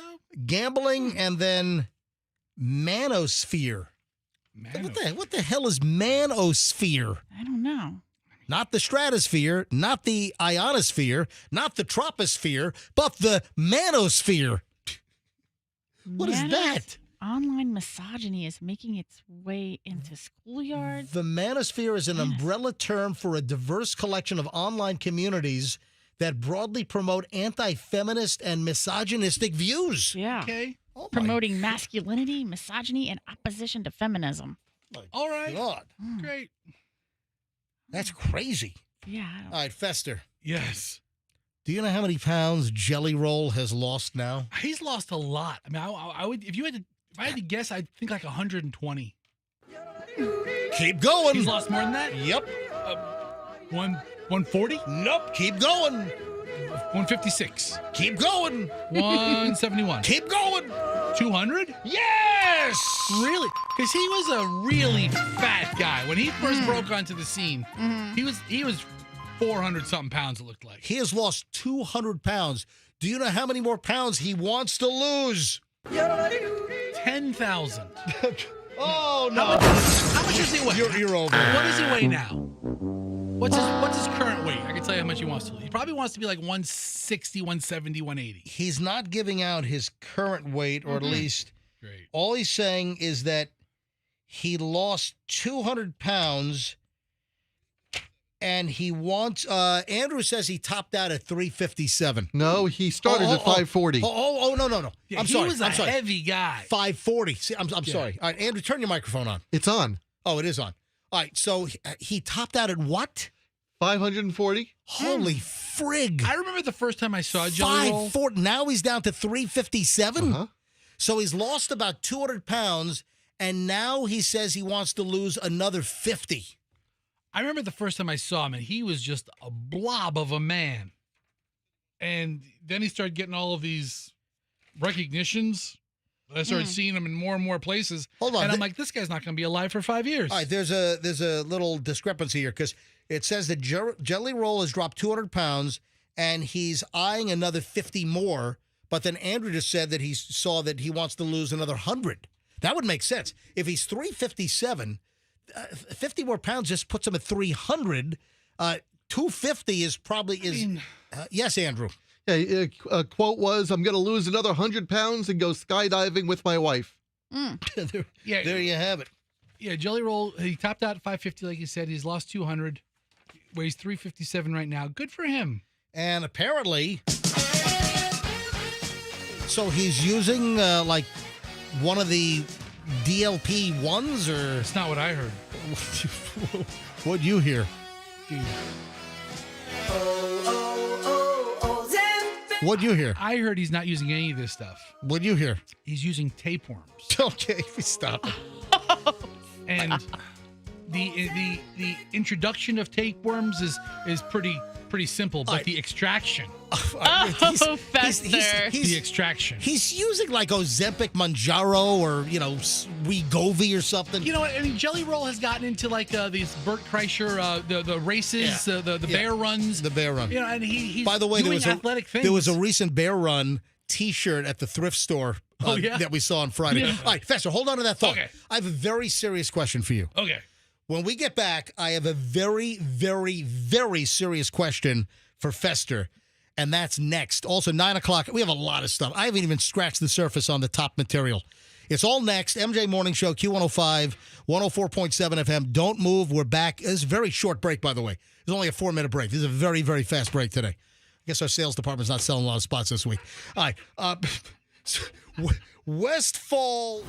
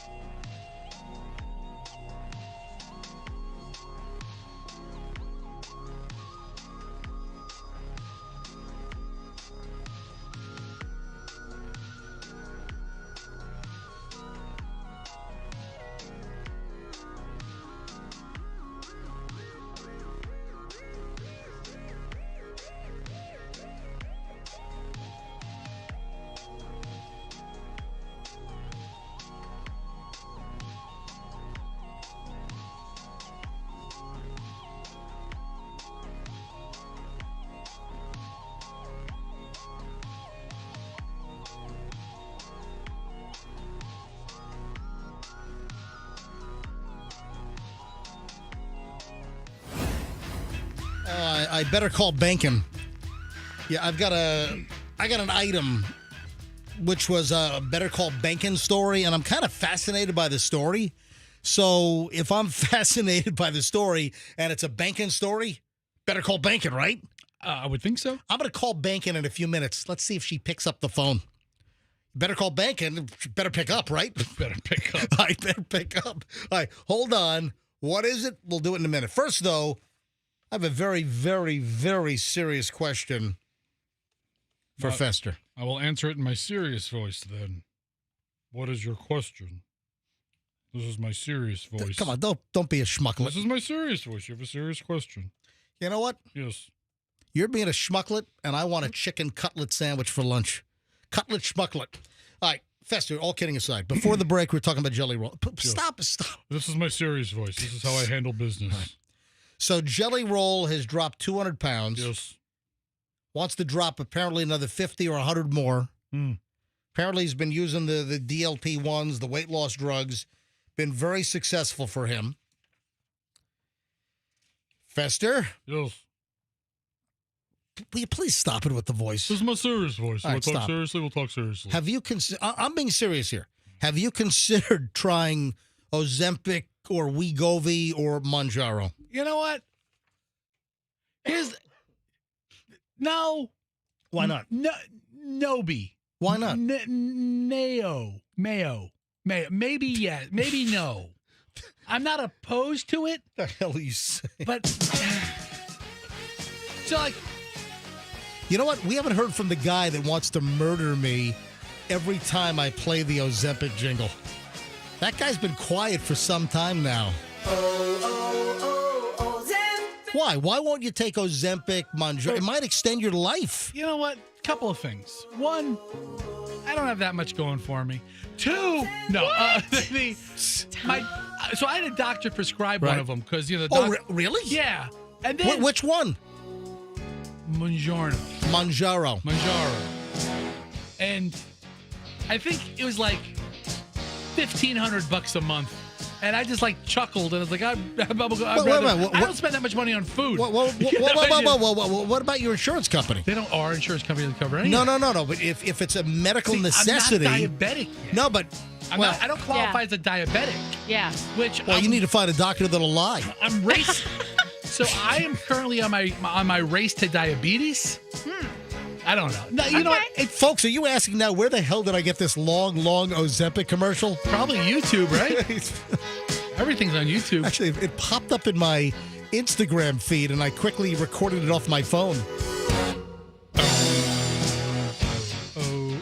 So, dude, come on. I don't know. I don't think I have a burning What if we did a GoFundMe for Fester's weight loss GLP-1 drugs? I don't think I think I'm happier being fat, and I really have no desire. Yeah, I mean, it's not even a factor. I don't even think about it.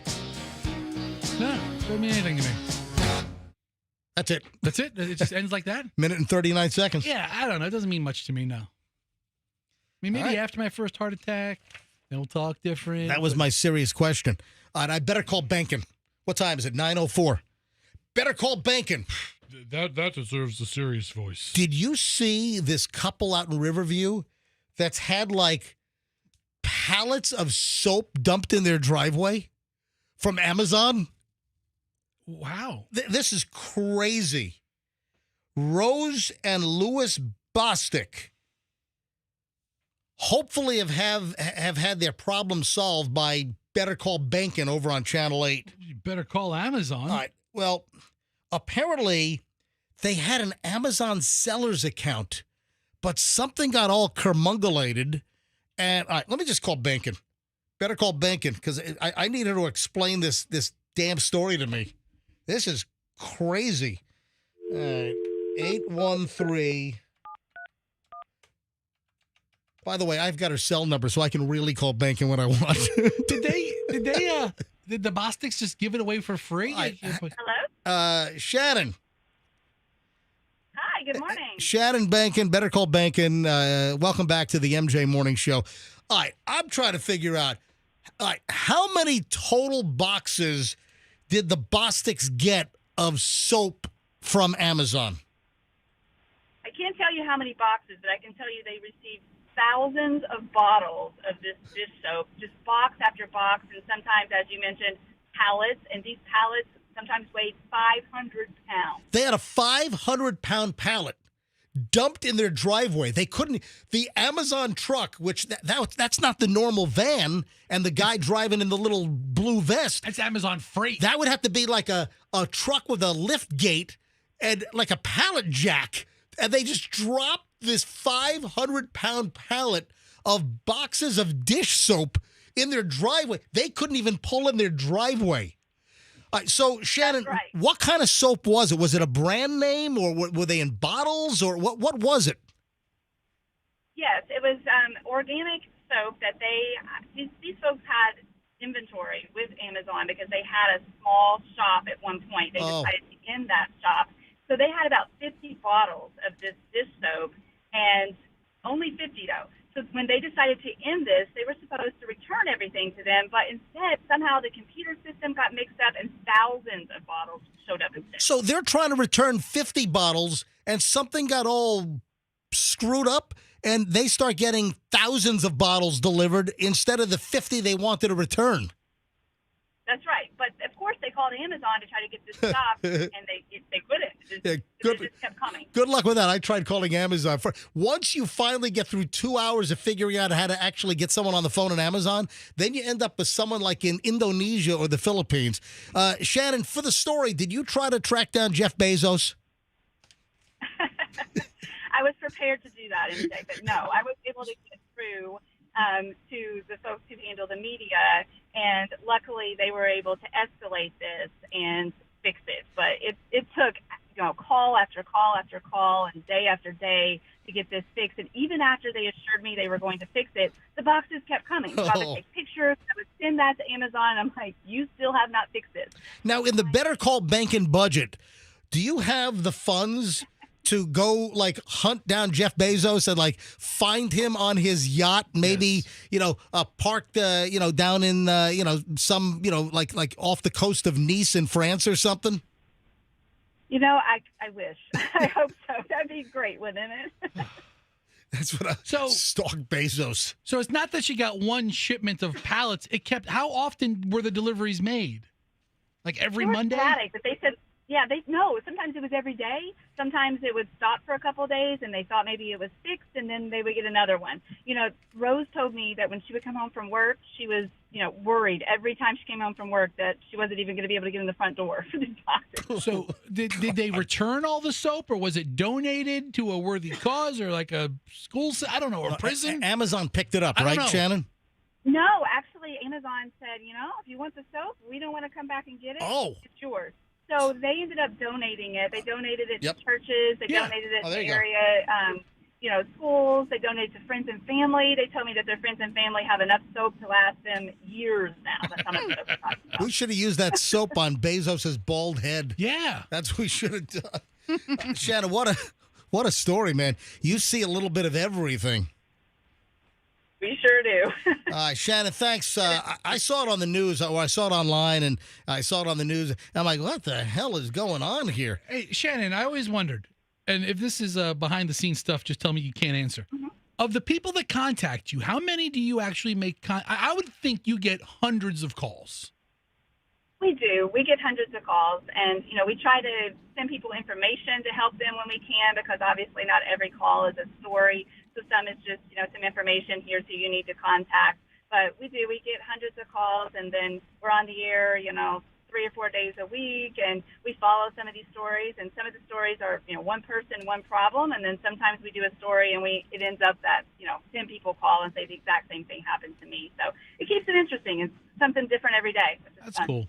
Shannon Bankin, Better Call Bankin, Channel 8. Thank you, Shannon. Always great to have you on. Thanks. Have a great day. You too. You think she got any soap? Crap, I'll ask her next time. Oh, yeah. Oh, man. Does she have any in the News Channel 8 van? Right? Yeah. You go to the News Channel 8, the little kitchenette, it's all good dish soap. all soap from the Bostics out in Riverview from Amazon.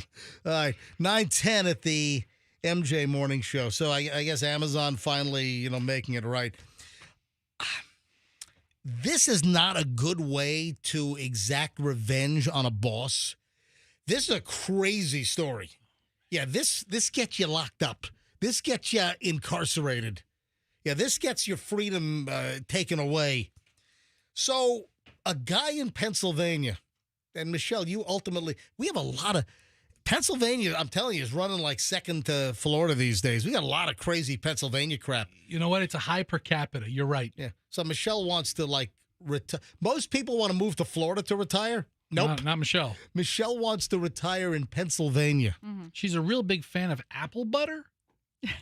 I am. How did you know that? No, I know you like the Oh my gosh. I know. If we're at like some little market and there's apple butter, I got to buy it. Yes. I'm like, I just got to try it. Yeah, I don't know. That and honey. Yeah. Honey. Yep. Honey, butter. So Michelle wants to retire in Pennsylvania. Is it stories like this that are luring you? By the way, she wants to go sooner rather than later. So I don't know. We'll get the new studio. I'll be in there for about 2 months, and then I'll pack it up. Hey, listen, my contract runs out at the end of the year. I mean, they really mismanaged this whole entire thing. I mean, should I renew? Michelle, will you stay here any longer? We'll see. Or after this contract is over, you wanna just get out? We'll see. We'll see. All right. Anyway, so Pennsylvania, guy detonates a bomb under his former boss's car. Do you know what prompted this former employee to go after the boss?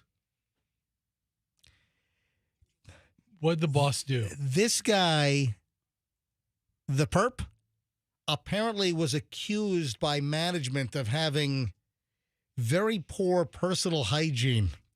I mean, he smelled bad. So the boss pulls this guy aside and says, hey, essentially, Cliff, yeah, you smell like vomit. Well, his name is Michael. Okay. Hey, Michael, let's take better care of your grooming habits here. Like the other golfing league boss in Happy Gilmore 2. Yeah. the breath. The breath. The breath of that. What was that name? The Extreme Golf or whatever it was? Maxi Golf. Maxi Golf. Thank you, Maxi Golf. Sounded like there was a Maxi pad. And Maxi Golf did look better than regular golf. I was thinking, it looked like a better product. Right. So the Pennsylvania guy, his name is Michael Takacs, Takacs, caught on camera placing a bomb under his former boss's car and then detonating the bomb 2 months after he was fired from his job. So the bomb just sat there for 2 months? I guess so. In the early morning hours of July 26th, just a couple of weeks ago, this Michael Patrick Takacs of Warminster, Pennsylvania, 43-year-old guy, was caught on camera driving up to the home of his former supervisor right across the river in New Jersey in a dark-colored Jeep Renegade. Takacs was then seen getting out of his Jeep with a black object, walking over to the victim's Ford Explorer before quietly walking away empty-handed. Then he drove off. Moments later, the Jeep can be seen driving very fast past this vehicle in the seconds leading up to the explosion. So so the timeline's not really adding up. So he placed a bomb under his former boss's car and detonated. Yeah, he did it later. Yeah, he put the bomb under the car and then blew up the car pretty quickly, but it was 2 months after he was fired. Yeah. So he was still holding a grudge. He went to the house, placed the bomb, and then blew it up 2 months after he was let go. So Macaque thought that they forgot about him. It's been enough time. They'll never suspect it's me. Investigators explained that they think Takacs used a remote to detonate the explosive device. Man, that's like something out of the movie. Like a little black box, and he pulls up this little antenna and then pushes a little red button. Like something out of a movie. So that's what they think. He detonated the device remotely. He was fired from his job back in May, just a couple of months back. So they found out that Mr. Takacs bought detonators that matched the one used in the case. He had taken screenshots of a map online that showed where the victim lived. So why did he do this? He was upset because the management, apparently, they approached him and they were dealing with all kinds of complaints that they had about his personal hygiene. And that's why he blew up his freaking former boss's car. But the boss wasn't in it, right? No. So it's not like Casino where, like, Robert De Niro buys the 1-year Cadillacs that had the metal plate that saved his life from the car bomb. Is that not crazy? A 9-volt battery, antenna parts, damaged pyrotechnic device found at the scene. That's just so... And all because the guy smelled bad, and management approached that people were complaining at the... I guess he was a truck driver or something. He was some kind of supervisor as well. And, people were complaining about his body odor, that he just smelled. So management talks to him about his personal hygiene. I guess it didn't go very well. They end up letting him go. And then a couple of months later, he's blowing up the boss's car in his driveway at his house. This is after months or years of dropping stink bombs on him at the workplace. You ever work with somebody that just reeked? Yeah. Yeah. I worked with a guy named Omar. We stop. Oh, my God. We stop. His breath. We used to call him Halatomar. No. Yes. Fester. Ugh. You're so mean. It was the worst. Talking to him, my eyebrows would melt. It was so bad. Fester, I didn't detect it to be that bad. Oh, it was awful. So you know this person? Yeah, he was an intern at our old radio show, and his name was Omar, and they used to call him Halatomar. Oh, my God. As in halitosis. Full foot and ass breath. Terrible. My God. So this guy even, I guess, discussed purchasing a license plate flipper so he could conceal his real license plate? Ooh, that's pretty cool. He thought of everything almost. It's pretty clever. My God. Well, he would have gotten away with it if it weren't for those meddling kids. Yeah. It was Fred and Shaggy and Scoob, Daphne and Velma. They ripped the mask off this guy. All because a complaint about his body odor. Oh. What a freaking story. All right. Got a New York City man. He's wanted for throwing one of the sex toys at a WNBA game. Is that a crime? What's the crime? What did you get him with? That's illegal. You can't throw sex toys on the court, rather. Sounds like a First Amendment thing, if you ask me. Oh, really? Freedom of speech, throw a wing on a WNBA court. Oh, really? I would love to be arrested for that. All right, so I saw a picture of this guy. They have a surveillance photo. He's wearing a Beavis and Butthead T-shirt. You can't make this up. This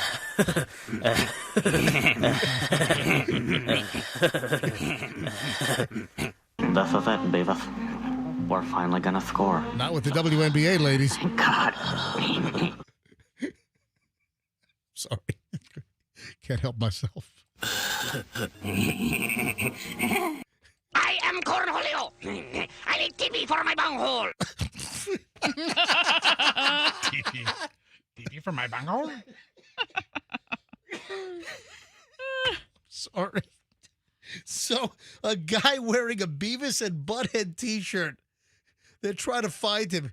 He threw a lime green rhymes with Schmildo onto the New York Liberty Games court and nearly hit a 12-year-old girl with the dong. Yeah, nearly, and actually doing it are two totally different charges. The guy with tattoos up and down his arms, affectionately known as having... Sleeves? Yes, sleeves, is shown on security cam footage at the Barclays Center wearing a red and black hat, black shorts, and a Beavis and Butthead T-shirt. Hey! Get the hell out of here. I'm trying to watch a porno. Whoa. That was Butthead, right? Yeah. That was Beavis. I can't keep track. I don't know. I don't know which one's which. Yeah, so they have great surveillance video of the guy. Didn't we have the story last week that the sex toy tossing onto the courts at the WNBA games, that it was some kind of an anti-cryptocurrency protest or something? I guess. Yeah, let's protest crypto by throwing large green wings onto the WNBA courts. You think that's funny?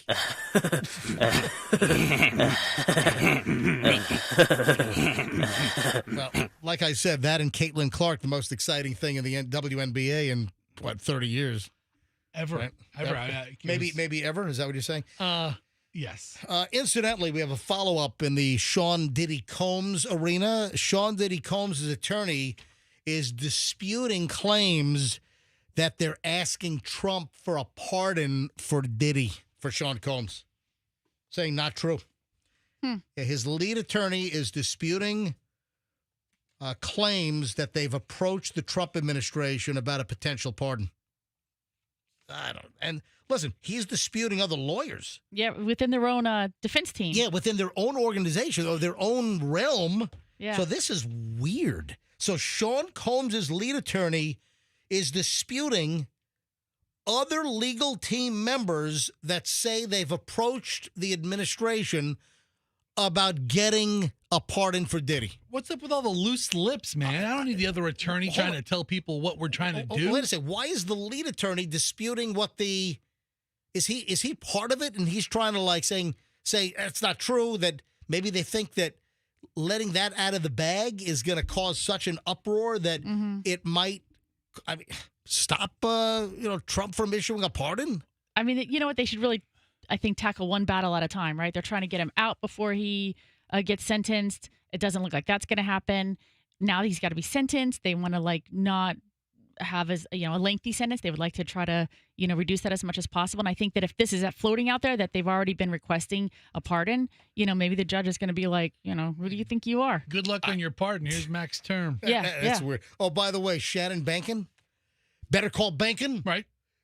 Just texted me back, or I just checked my phone. Yes, they did give us dish soap for the Channel 8 kitchenette. She said she was going to mention that. LOL. I was just wondering. That's right. There is soap from that couple out in Riverview in the Channel 8 luncheonette, kitchenette, whatever you want to call it. I know it sounds silly, but I'm glad they donated it to a bunch of good causes. It is 9:24 at the MJ Morning Show. The final chunk of the MJ Morning Show here on a Monday is next. First day of school, first week of school for many. When we get back, did you hear about the NASCAR driver? This guy's driving 200 miles an hour around a track, but hurts himself after he goes to the winner's circle. Did you see this? No. Oh, my. This is awful. If you don't know, but this is a crazy story. Yeah, we don't do many NASCAR stories here on the MJ Morning Show, but you got to hear this. Also, there's an easy breadcrumb to follow if you think someone might be cheating. I've got an update on the... Am I boring you? You're yawning over here. You're not totally boring me, but I mean a little. There's an update on the Instagram map feature that caught a lot of people off guard last week by suddenly having the location pop up on a public map for anyone to see. All right, hold on. We got a lot of stuff. We have a good 20-minute chunk, maybe more, next, and it's all A-list material. Next on the MJ Morning Show here on Q105. Don't move, I'm telling you. You leave now. If you tune us out now, you're going to miss the best content of the day. And it's next here on the MJ Morning Show on Q105. Hey, my friends at Plan B Air Conditioning are here to help you when you have a failure with your air conditioning. What we have here is a failure to coolinate your house. And if that happens, folks, you call Plan B Air Conditioning. Yeah, Kenny and the team, man, they're going to take care of you quick. People love them. When I get listener response all the time, and I respond back, well, told you so. I get people say, hey, man, thanks for the recommendation on Plan B Air Conditioning. They were fantastic. If you've got an air conditioning problem, if your air conditioning just stops working, it's blowing hot air instead of cold air, it's been a rough, hot July and August, and we're just in the beginning of August, folks. We're going to have these hot temps all the way through probably most of September. If you have an air conditioning failure, you call Plan B Air Conditioning, 813-PLAN-BAC, or planbairconditioning.com. You mentioned me, MJ, get 10% off. If you need a new system, they'll beat any other air conditioning company by at least $500. They just put a new Daikin system in my house. It's fantastic. It's planbairconditioning.com, and tell them MJ sent you. Traffic's on 925. Shriner's got traffic. Back in a minute.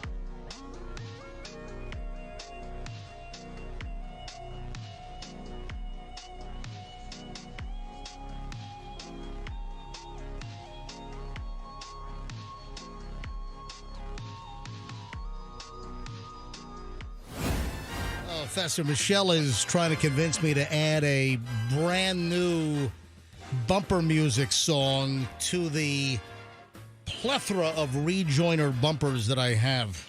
Which one? Well, also from a recent movie that we saw. Actually, Superman. It's my new favorite song. Yeah, hang on. Let me bring up YouTube, Fester. I'll type it in. Okay. And see if you've ever even heard of the song.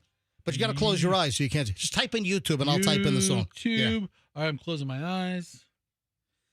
All right. Okay, I got it from here. You got to click the link. All right, Michelle, while I'm typing, you talk for a minute. All right. So this is in the new Superman movie? Yeah.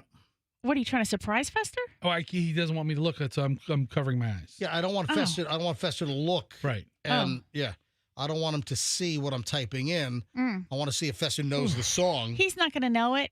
I'm not gonna. I assure you, he's 5 years younger than me. I'm probably not gonna know it. Yeah.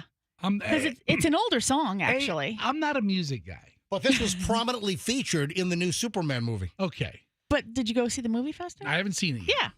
So how would Fester know it?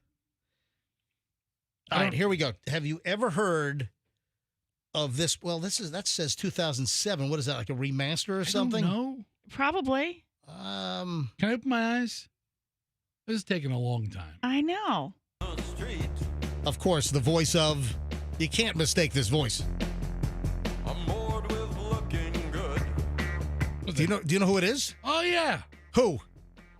You have no idea who this is. Is it David Bowie? No, you know what? There's a little so close. There's buddy. a little bit of a Bowie sound, but it's not David Bowie. That's a very good guess. I'm because impressed. these two worked together a lot. They did. Oh, then it's definitely Rod Stewart because I heard rumors of the two of them working together. I heard rumors. No. Andrew, you missed Fester's camera, didn't you? It's fine. You missed his hand gesture. Okay, you don't need it. You either know or you know. If you don't know, I'm not going to explain it to you. Yes, I am. Yeah. So that was featured in the new Superman movie over the summer. Who is it? Who's singing? Iggy Pop. Oh, okay. Yeah, Teddy Bears featuring Iggy Pop. Yeah. I'm a punk rocker, yes I am. I'm not really into that punk genre. I didn't think I was music, either. But I think that's peppy. Yeah. I have something very exciting. If you're a NASCAR fan, and it's not the guy that hurt himself grotesquely, is an awful, awful story. But unbelievably, it's like, I don't do much NASCAR talk here on the MJ Morning Show. I don't know why. We should cover it curve to curve. But hang on a sec. It turns out we're giving away NASCAR tickets all week long. Yeah. What else are we giving? Like a can of Copenhagen or something? Listen, we have a pair of tickets every day this week to give away for the Wawa 250. Really? On August 22nd, powered by Coca-Cola. That's cool. So this is going to be at the Daytona International Speedway. So I've got tickets, and I haven't given them away yet today. So we're going to give away NASCAR tickets for the August 22nd Wawa 250 today in a few minutes, tomorrow, Wednesday, Thursday, and Friday. But we launched this, and this is just weird. It's almost like we've never given away NASCAR tickets, I don't think, on this show. And suddenly we have NASCAR tickets, and suddenly I'm doing a NASCAR story because this well-known driver, Connor Zilish, celebrates his win, falls off his car in the winner's circle, and busts his clavicle. Oh, poor bastard. Busts his collarbone. I mean, snapped it like a pretzel stick. Oh, look at this horrific fall. Oh, it is awful. It is terrible. And let's give away NASCAR tickets. So hold on. Do we really have tickets? Yes. Dude, yes, I'm not making this I up. can't make it. I don't know if you're telling a joke or not. It is not a joke. I swear we have tickets. I'm going to give away NASCAR tickets in like 2 minutes. I can't tell you. Maybe 5 minutes. Maybe 10 minutes. You know what it is? What? It looks like his. I've got audio. Listen, it looks like his pit crew is showering the car in champagne. He slipped. He slipped. He pulls himself out of the window, as you do, as you enter and exit. He pulls him, and then he like gets up on the door sill, and then slips, and then does this awful flip. You know, one foot on the door sill, the other on the roof, and he fell down, and it is an awful, terrible, no good, miserable hit. But look at all the guys in the back. They're all dousing the car with looks like bottles of water. All right, listen to this. 7 career wins. Let's go down to Mobile One Victory Lane, Dylan. He gets up on the car and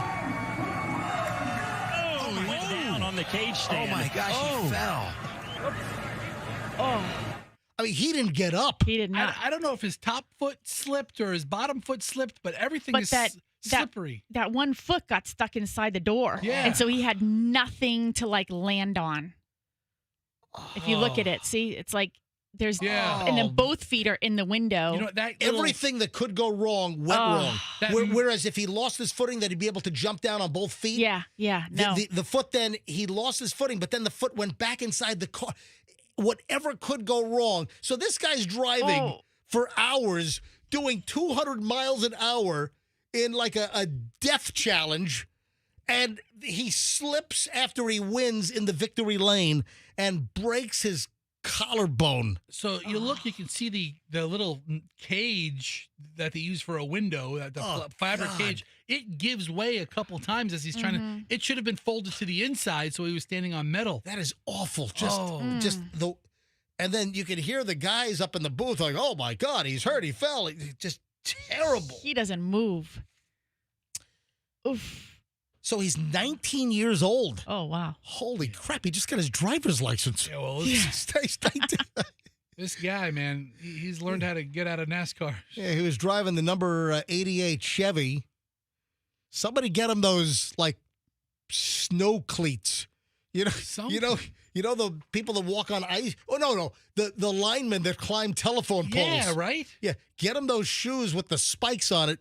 So maybe a Duke Energy lineman or a Tico lineman. This is at the Mission Tortilla 200. It looks like that's like Mission Tortilla. Mission tortillas. Tortilla chips and no, the corn and flour tortillas to make a taco or a burrito. If it's tortilla, Mission makes it.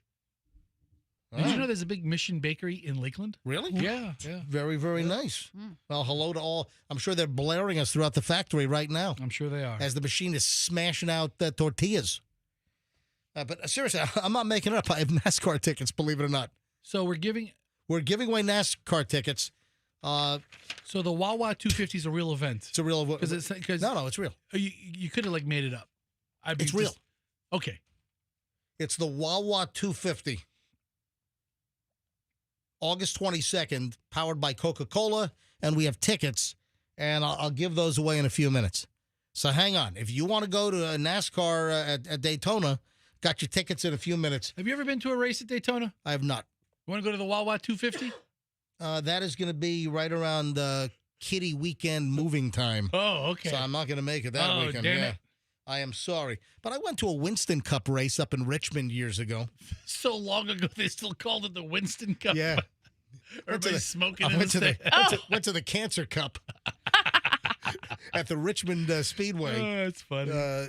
Many moons ago. That's interesting. What else do I have? Oh, a couple of things I teased here. So this is good stuff. I mean, the last segment of the show, I'm not like just filling this with crap. I've got good stuff. So what is an obvious sign when somebody is cheating? And a lot of people don't catch this, but Michelle, this is a serious little detective clue. What is it? What little clues, and this is an example of what somebody can leave that might indicate they're having an affair, having a fling. What somebody can leave? Yeah. So this is a clue that really, unbeknownst to them, this is something that if a spouse or a significant other has a suspicion that someone's cheating in the relationship, this is a little clue or a breadcrumb that they can leave.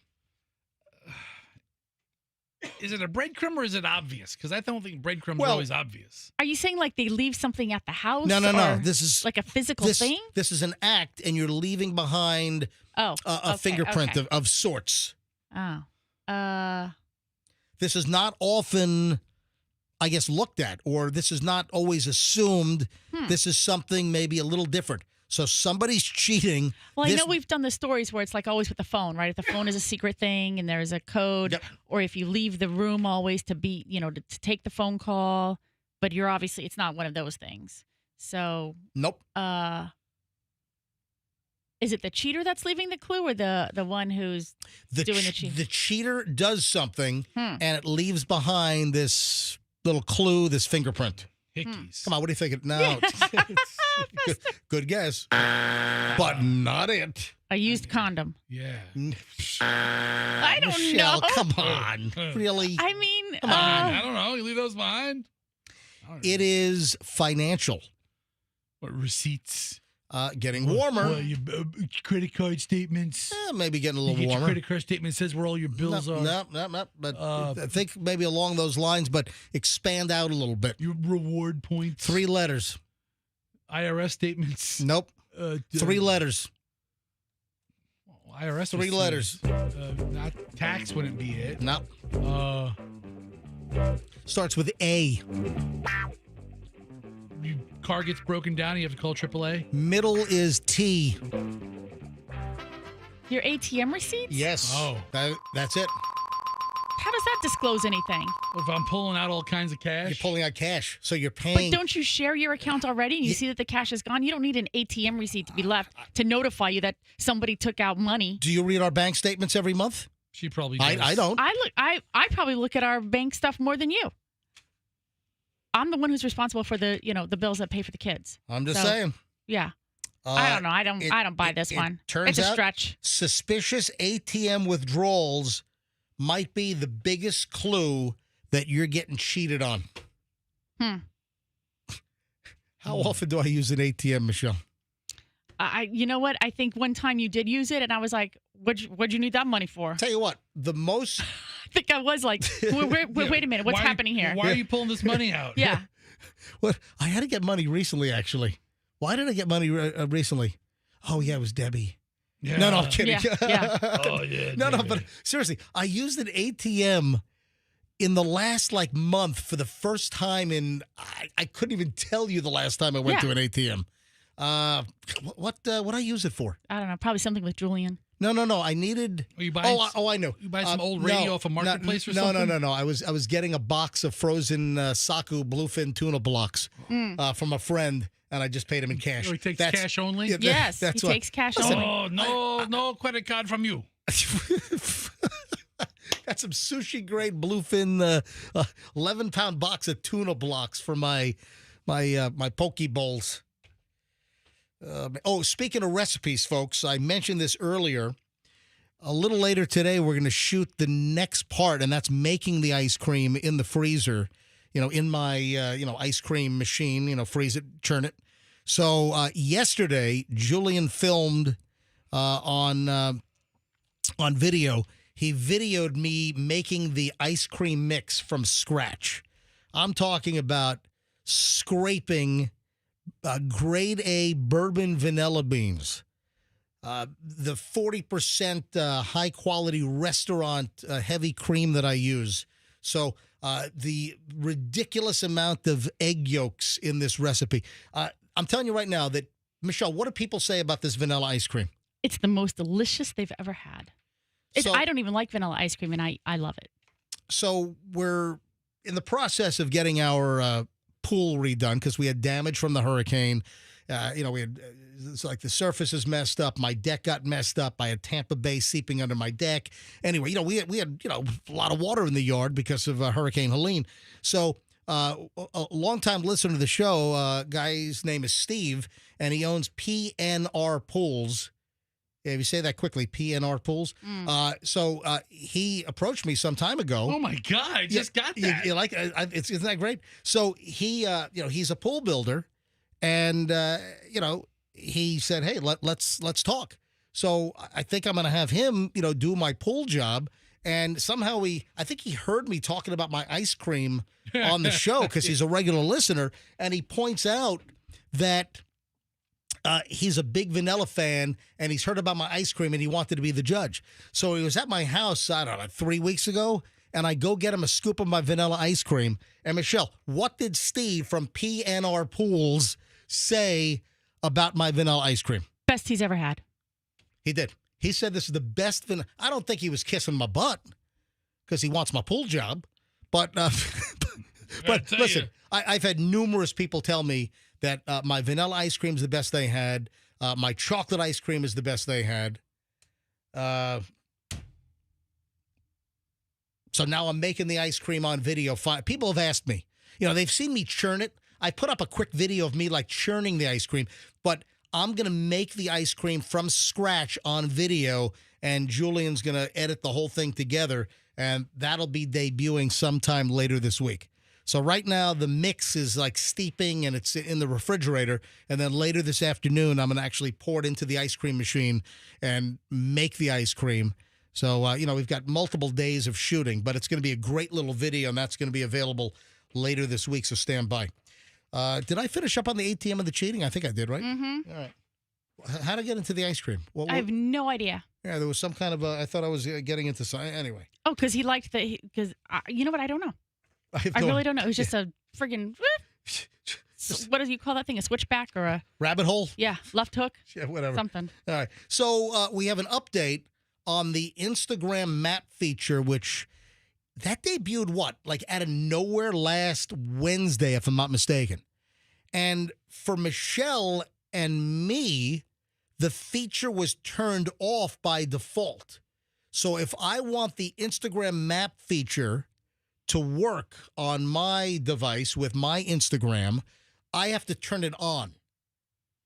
But we're hearing that some people have discovered that the Instagram map feature, where it just shows people your location, where you are. Some people are saying that it's on, that theirs was on by default. In fact, I checked the map, and I didn't even get a chance to zero in on everybody. But there are a ton of people. When I go to the Instagram map, there are a bunch of people that I know that they're popping up. And I think it's people I follow, right? And I don't follow that many. But there was still like a couple of dozen. I was like, hello, do you know that you're... So I've got to let people know that I know, hey, do you know... I've got to start making phone calls or sending out texts. Hey, did you know that your Instagram map feature is on and I can see exactly where you are right now? Well, where am I? The update that I have is, in a world of vitriolic politics in this country, there is a bipartisan effort. And you have a Republican senator, Marsha Blackburn from Tennessee, and a Democratic senator, Richard Blumenthal, a Democrat from Connecticut, that they've gotten together. So this is what they call bipartisan, and they're demanding that Instagram remove the new map feature, that they take it down. I just don't even know why it's necessary. It just opens up all kinds of doors to problems, I think. Stalking? Yeah, I just don't, privacy issues? Yeah, exactly. Danger issues? In a letter to Mark Zuckerberg, the CEO of Meta, which owns Facebook and Instagram, they sent this out on Friday. They say that children could be put in harm's way with this new map tool. So, here's an example of, hey, a Democrat and a Republican senator, they can agree on something, which is very rare in Washington these days. So they're calling for this to be shut down. Yeah, it's unnecessary. I don't know. I don't see the benefit of it. We'll see what happens with that. All right. Oh, Fester. Yes. First of all, I don't think you can ride this because you get stuck in the tube. Mm-hmm. Did you see the water slide on that new massive cruise ship broke? This is like the one that just got done, yeah, right? The acrylic tube. So first of all, these cruise ships are out of control. I mean, 7,000 people on these boats and just, golf courses, go-kart tracks. I mean, the stuff, roller coasters, water slides. So this brand new Icon of the Seas boat, this cruise ship, they had a massive problem. They have one of those water slides that's like on the top of the ship. And it's this, plastic or acrylic tubing that people jump on, and you're flying downhill and you're going in circles and this and that on this cruise ship. And at a very important juncture, as it's going down, as people are gaining velocity, a huge part of the acrylic tube broke. What the And hell have you happened? seen the video on this? I saw the water pouring out. Now, originally, some of the reports were that somebody flew out of the broken tube and hit like the ground or the deck or something. Did that happen? No, they're saying no. So nobody died? Nobody got No. seriously injured? No, somebody was cut up bad because it broke, and then the plastic, I guess, cut a guest. You slide right over it when you're going down. Yeah, but nobody fell through the hole. So the video is dramatic, and it's on Royal Caribbean's Icon of the Seas, and one of the acrylic panels on the water slide shattered. It's like there's a big hole in the bottom of it. The video is all over social media, and you've got a good chunk of and it's up high up on some upper deck, and you just like at a water park, you got to climb all the way up a ladder or climb up stairs to get to the top of to climb into the chute or the tube. And this looks like it's at the initial part of the drop. Maybe at the point where somebody might hit it the hardest. That would be the human contact point. Yeah, because this is like it'd be a vertical drop. So there's like a platform. You get onto the platform and then you drop down the slide, and it's only like 2 or 3 segments down. So it seems like the point where somebody, if they jumped, could hit the plastic or the acrylic, and that apparently it cracked it. So. Have you ever seen the kind of slides where you stand in a cylinder and the floor drops out from you and you fall straight down and then it catches you? No. Okay, well, they have them. All right. That's the thing. And it looks like that's what this is. People stand on top of that orange thing. The floor disappears. You fall down. Right. And that's kind of the first curved piece where every's ass keeps hitting and hitting and hitting and hitting. It's like a Willy Wonka pipe, Yeah. Where that fat German kid with the lederhosen got stuck. Oh, my gosh. Yeah. They didn't have a stretcher. They just put him in a wheelchair, apparently, and wheeled him away. But I don't think he fell out. I think he... No, he landed at the bottom. Yeah, I'm reading a report from a person who saw it. Are we talking about the cruise ship or are we talking about the Willy Wonka factory? No. Because I don't remember the stretcher in Willy Wonka. I thought he got sucked in the tube. No, it's the cruise ship. Augustus. But this tube, there are a couple of sections which are clear, see-through, like plexiglass, acrylic, and then a lot of the other segments are actually opaque with different colors like red and orange and yellow. But it was an area that was clear where you could see the person before they get into the rest of the tube drop down, and that's the area that broke. But, I mean, what a freaking mess. Royal Caribbean confirmed that a male guest was injured at the water park on board, received medical attention without disclosing the nature or severity of the injuries. So needless to say, the slide was closed down for the rest of the cruise. Yeah, right? I mean, and do you think they have a part in stock to fix this thing? No, so the witness said that they do weigh you at the top of the slide to make sure that you're, I guess I wonder what the weight limit is. But that area of the slide had been leaking the whole time they were there. There's, I guess, like an adult pool underneath, and they'd been complaining about the water leaking out of so there was a crack. Section. There was a crack, and then the person went through and cracked it even more, and then cut themselves as they slid. Luckily, no one fell out of the hole, but it's out of commission. Wonder what that guy gets. Does he get a refund on his cruise? He gets double points and a free upgrade. Oh, that's unbelievable. All right, with that, folks, we're going to call it a day. Let's do it. But I got to give away NASCAR tickets. I'm not joking, fella. You thought I was joking about this. I did, but now I realize you're not. How would you like to go see the Wawa 250 powered by Coke August 22nd at Daytona? If you call right now, if you call her 25, 800-990-1047, you will get a pair of tickets to see the future stars of NASCAR as they take on Daytona on the 22nd. So caller number 25, 800-990-1047. 800-990-1047. 25th caller, you're going to NASCAR over in Daytona on August 22nd. Good luck from the MJ Morning Show on Q105. Folks, give me a follow on Instagram. I'm Certified MJ Radio. That's Certified MJ Radio. If I could just get one new follower today, that's it. I'm not being a piggy. Just one. If I could just get one new follower today, that's all I'm asking. You want to make my day? Just one new follower. Just tick me up one. and give me a follow on my Instagram at Certified MJ Radio. Also follow MJ Morning Show as well. Follow both. Folks, have a great day. We'll see you back here tomorrow morning. MJ Morning Show on Q105, and let's be careful out there.